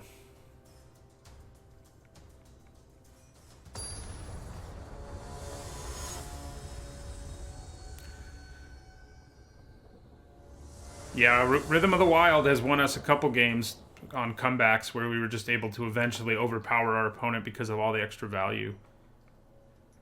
That's what it'll do. Yeah. No thanks. Alright, that is reasonable. I think a 3rd land's pretty reasonable too. Yeah. Especially because it gives us all our colors.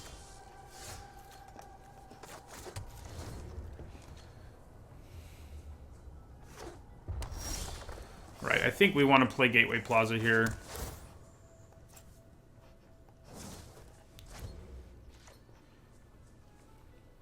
Lets us play one of our 3 drops next turn. I think I'm just going to play the Brush Strider here with the intention of trading. You know, trading against an aggressive deck like this one and gaining life and all of that is pretty nice. There's like a chance they don't let us do it, but it looks like it's going to work out. Another Brush Strider or a Clamor Shaman? I think I go with the other Brush Strider. The Clamor Shaman's nice, but maybe, you know, sort of Goblin Heel Cuttering with it, playing it, you know, ooh, speaking of Goblin Heel Cutter. Yeah, it has been basically a removal spell. So I think we gotta skewer the Beastmaster. It's enough of a problem. Well, maybe I attack with a Brush Strider first and see what they do. Yeah, because if they just take it, I can do a lot more. So I'll attack with 1 Brush Strider here. If they block with both their goblins, I'm cool with that. Yeah, okay, fair enough.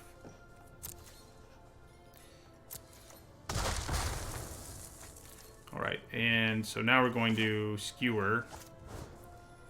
And yeah, we want to take out Beastmaster. And we'll also play Territorial Boar.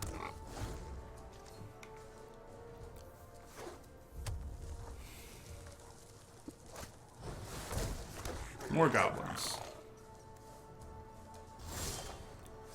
Okay, so here we're going to play Clamor Shaman. Get the counter. I guess we'll play this. And, no, yeah, we're not going to do anything.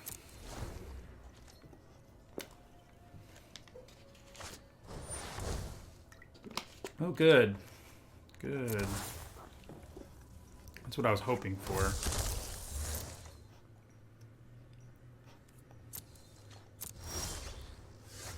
That is what I was hoping for. Hello.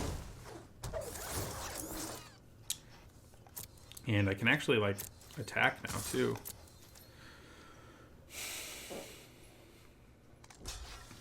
Yeah, if they triple block with goblins, I think I'm okay with that. Or if they double block and use a trick, I'm okay with that, too. They're just going to chump. Also okay with that. All those out things were. Yeah, I mean, Ixalan. Ooh, that's not good. The good news is it's not going to kill us outright. So, you know, it's not the end of the world. It's just not good.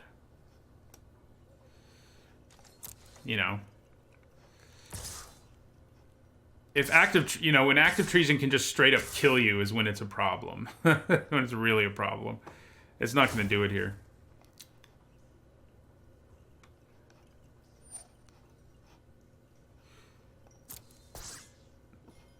Yeah, I mean, I'm going to take a ton of damage, but... Yeah.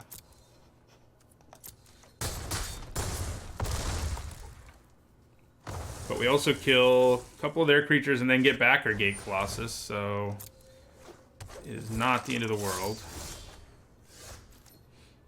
Okay, so we're going to hold on to this gate, obviously enough. So we can attack them for 12 here. I think that's what we do.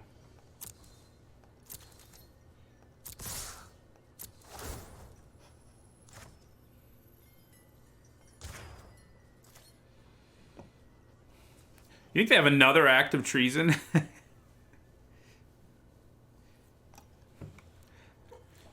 Yeah, I mean, some sets have had tribal be more successful. But yeah, I don't feel like that worked out so well in that set. If they have another act of treason here, I'm gonna cry. Openly. I'm gonna openly weep here. Sure. We can Titanic Brawl something if things get a little shaky here. I think we probably should, because we probably want to avoid...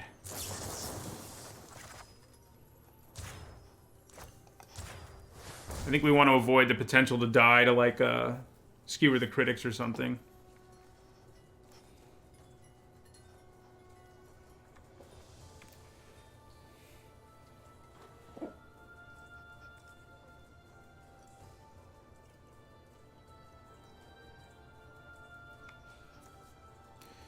Like, you know, Innistrad is usually pretty tribal, but yeah, it somehow works. It doesn't feel as tribal-y, even though it always is.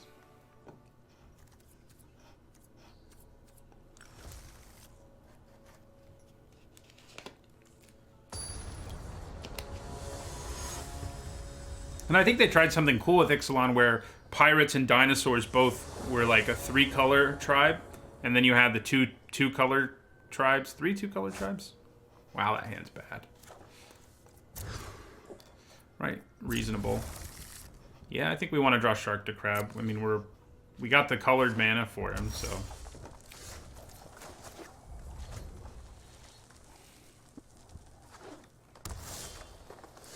Yeah, so we're going to take this time to play our Plaza, so that maybe we can play turn 4 Shark to Crab.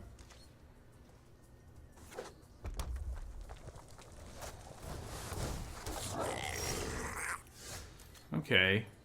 I think we want to do it again.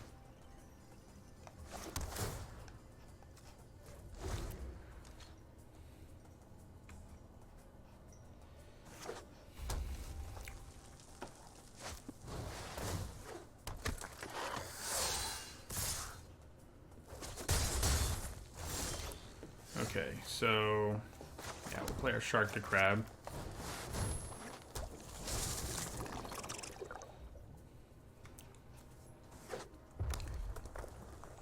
Ravnica has 5 decks, and most of the color pairs have like 2 decks within them. And this set really has 6 decks because of the Gates deck. But yeah, I mean, formats with 10 color pairs are fun, but I actually kind of do feel like formats with more synergy in 5 color pairs is pretty fun. I think I like it a lot, actually. So we're probably going to Titanic... I mean, we're probably going to tap down the Rubblebelt Recluse, is what I'm trying to say. And then we can Titanic Brawl for 1 mana, too, potentially. Which would be pretty savage. Oh, man, you know what I didn't think about? Is if they play a 6th land here... Okay, they didn't, thank God. Okay, so...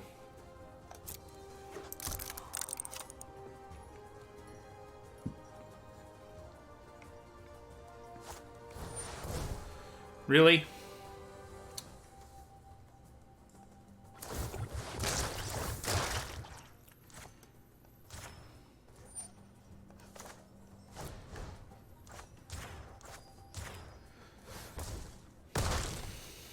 Get rid of that Sora Form hybrid. I mean, we're going to take 7 here now, but it would have been more if we didn't use the ability. So... Yeah. That felt good. Yeah, so I think we're going to attack. Then we're going to play Feral Maca, Gravelhide Goblin.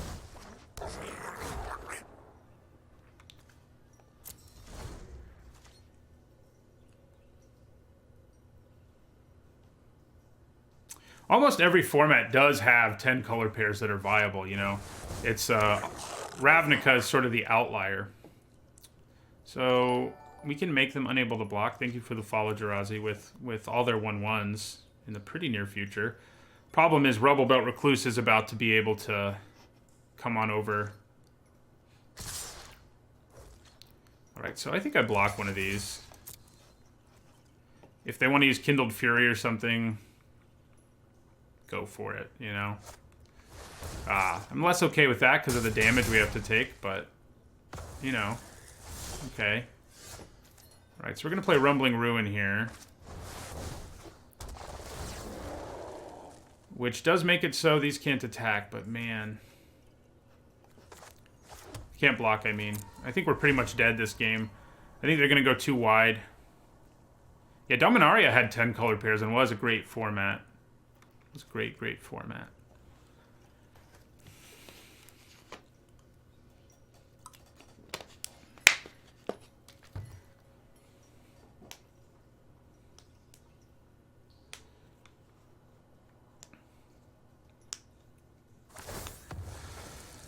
Feels kind of good to me that they're doing that. So we're going to block with Shark to Crab on Rubblebelt Recluse. You know, we don't have any other ways of putting counters on it, so it doesn't have additional value, and it's, you know, small. Right, so we're going to block there. Going to block here. God, do I have to trade my Gravelhide Goblin? And go to I can't really go to 3 against a red deck, I don't think. So, yeah, I'm going to.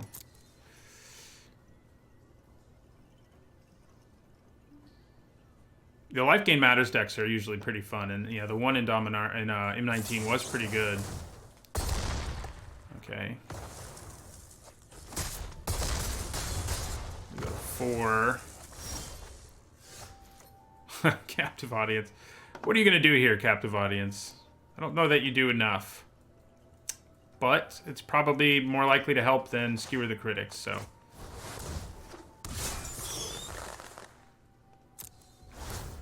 So they got to do something that'll actually matter here, either discarding their hand or going to 4 might matter the least. It depends what they have going on over there.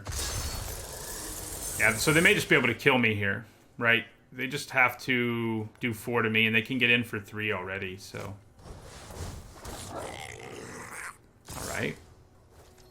So we're gonna go to 3 here. Man, it would have been nice to draw a way to kill them. We're going to try to just make it so they don't block or something here. Wish we had our collision. Yeah, no. We're dead.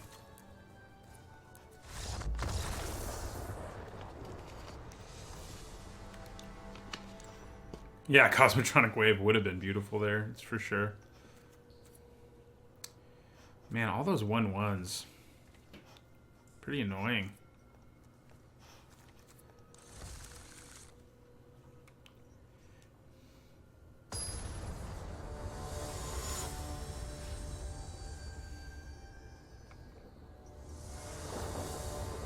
I will play first. That's a nice hand. Obviously, we do kind of want to draw more mana, but we have 3 2-drops, and both our colors, both our primary colors, so I think I like it. Probably lead with the Maca. It's more likely to be able to attack.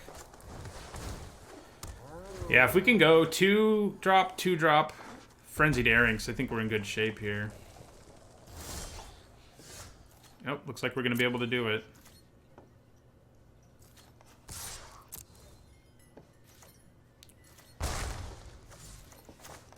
Alright, so then we're going to play our Guild Mage. It may draw out a Scorch Mark or something, but I think I'm okay with that.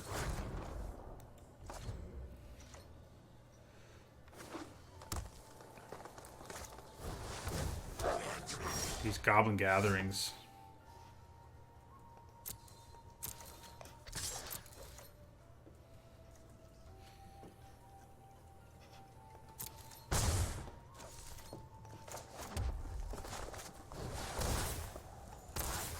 Man, if we just keep drawing lands, next turn we can go 3-drop, 2-drop, and then we can go Rumbling Ruin. None of your goblins can block.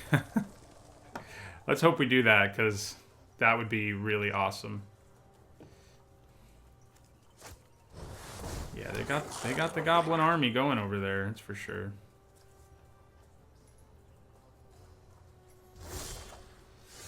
Ooh, we're getting pretty lucky on the land. So I'm going to attack with the Maka again.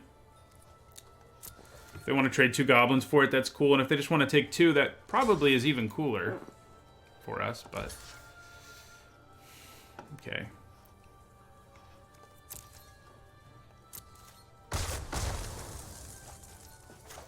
Alright, so we're going to go Brush Strider. Goblin. So, Rumbling Ruin will do some pretty sweet stuff if we get to play it here. Look at all those Goblin Gatherings. Give me a land. You've let us draw a lot of lands. Let us draw another one. Okay, you did, but I have to wait a turn. I guess that's okay. 4, 7, 9. I think we wait. I mean, I can attack here and be aggressive, but I don't think that's the best plan.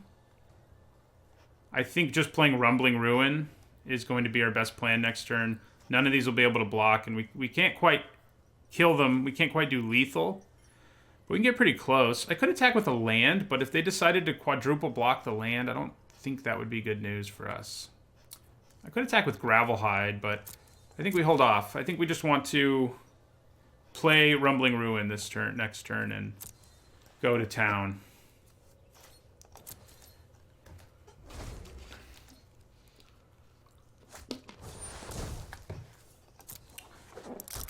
If they play another one here, it's going to be a little scary, I'm not going to lie. Okay, good. Rumbling Ruin it is. Yeah, Adonis Climb's a huge bomb in Ixalan draft.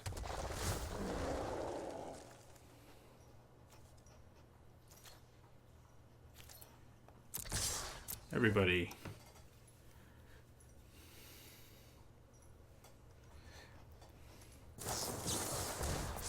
Ooh. So they are going to take somebody down here. And they're only going to take 7. Now, I have Collision Colossus, which can help us get in for lethal. Yeah, I had a lot of fun with Adonis Climb in that format.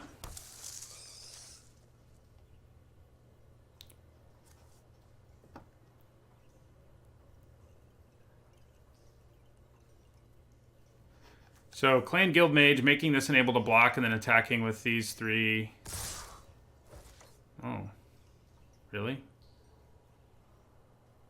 Okay.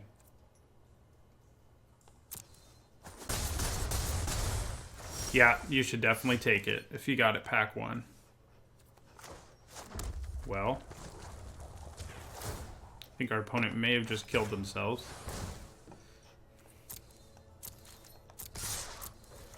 Yeah.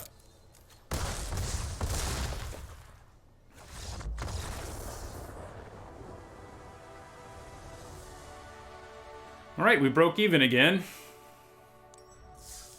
Apart from that 1-0-2 draft from yesterday, I've broken even several times in a row. Though, obviously, that's a pretty big qualifier because it's not really in a row. You know? All right. See if we can do more than break even here.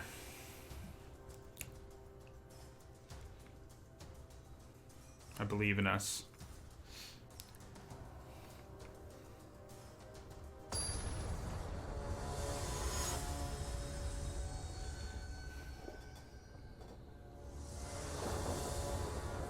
Play first. Solid hand. Yeah, pretty much. Pretty close to breaking even. I think I spent $20 on gems after the new beta, and I haven't bought any more yet. Sooner or later, I'm sure that'll end. I mean, variance is a thing. But if your win percentage is 60%ish, you're usually pretty okay. I have played a Rakdos deck really early on in the format. I haven't really since then. I don't really like the color pair very much. I think it's the least. I think it's the weakest deck in this format, and I don't love it. Sort of the strategy involved with. I mean, I'd rather play mid-rangey decks if I can help it. That's just what I'm better with. Yeah. So actually, no. Yeah. Let's play the Guild Mage. Next turn we can play Guildgate and then Gravelhide Goblin. Looks like that's going to work out for us because we'll get in for a bit of damage here.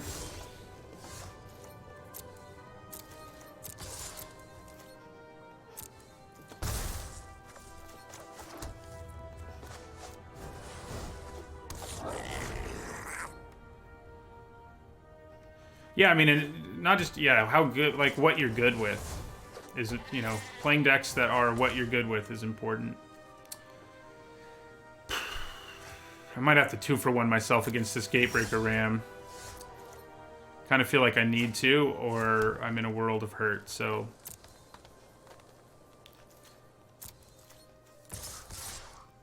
Yeah.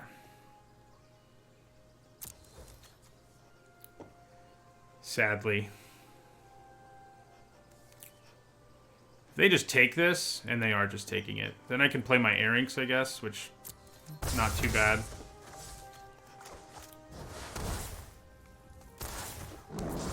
You know, I mean, like, in some formats, like, the Boros deck in the last format was an aggro deck, right? But, I don't know, I felt like there was more going on than just, you know, being an aggro deck. Alright, so I think we attack with everything here. The bad news is they have mana up, so if I try to use Collision Colossus, I could be in a lot of trouble. But I think we got to. We got to give it a try here.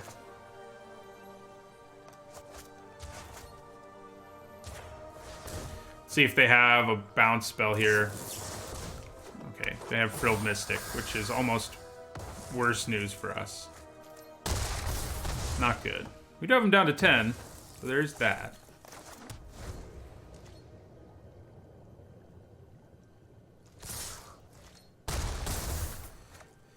Yeah, Fairy Duelist would have been savage there too, for sure. Yeah, we're in trouble. We need to draw our big gate payoffs, basically. Yeah, so I guess I'll play the Wrecker here.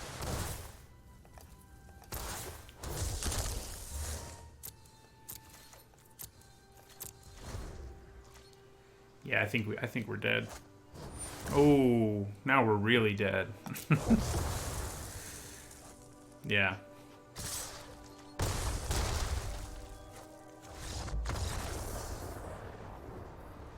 Yeah, depending on how far we go in this, I may do a quick Ixalan draft after, if we have some time left.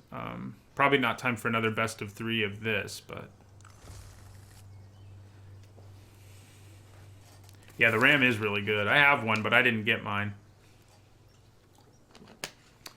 Yeah, it really came down to whether that collision was going to work, and it did not.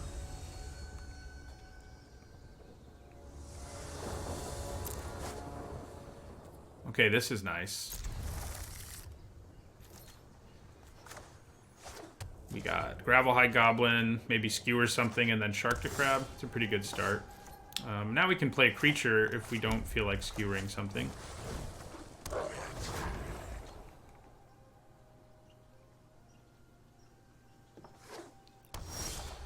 Yep, now I'm glad that we did draw our 3-drop because there's nothing to skewer.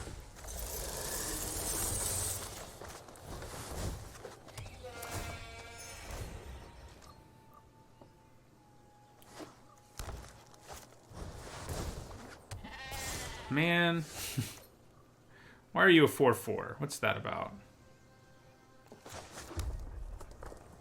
Where's our Ram? I'm guessing I just get in for 2 here. Yeah.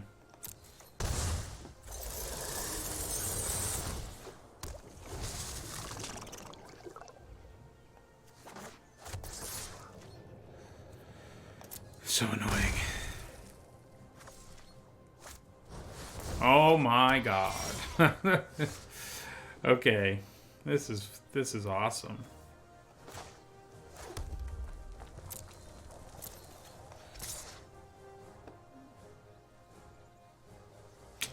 You know, I guess I just end up 2 for 1ing myself, even with Colossus here. Although,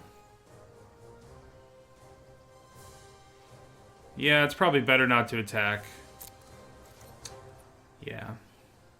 Sadly. These Gatebreaker Rams are going to kill us.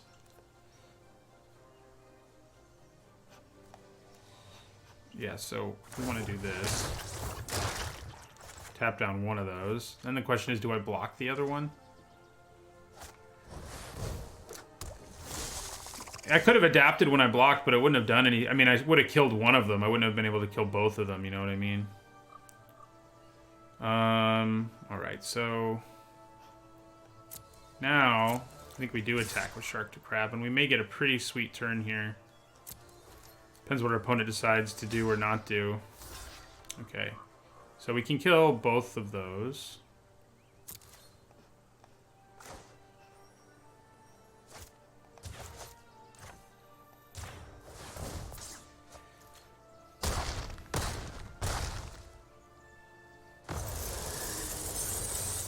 Unfortunately, we can't really take advantage of the fact that we hit them. But, yeah, we'll play this Guild Gate. I don't normally do pre-releases at LGSs. Like, the time that's optimal for me to play Magic is not the time that's optimal, you know, at LGSs to play Magic, basically. So I think I'm going to go for a big attack here. Yeah, so we'll go like this.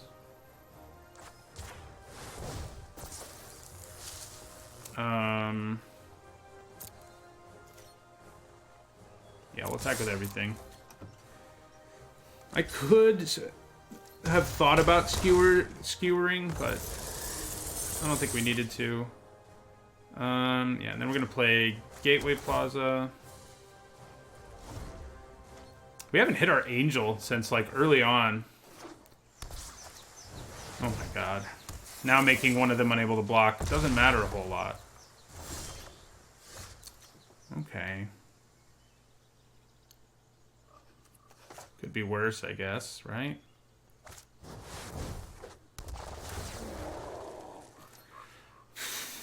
I think we're in trouble. This gate deck is nasty.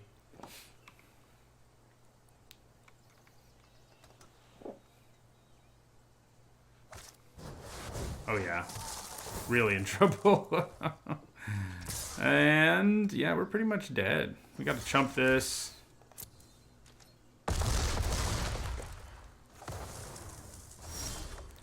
Yeah. Yeah.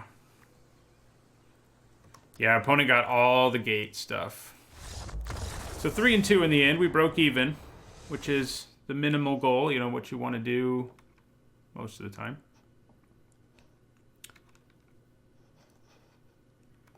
So 22, then 67 and 36. Yeah.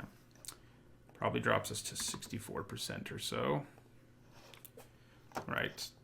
So let's claim our prize. Open the packs real quick and talk about what we pick. And yeah, I think I'm going to jump in a quick draft for Ixalan. I don't love the format, but it's been a while since I've played it. So, you know, doing it seems like fun. So Shark to Crab would be the pick here. Now it would probably be Deputy of Detention. It's a little better than Shark to Crab. They're both really good, though. Clamor Shaman here, I think. Then probably Precognitive Perception. I've been impressed with it.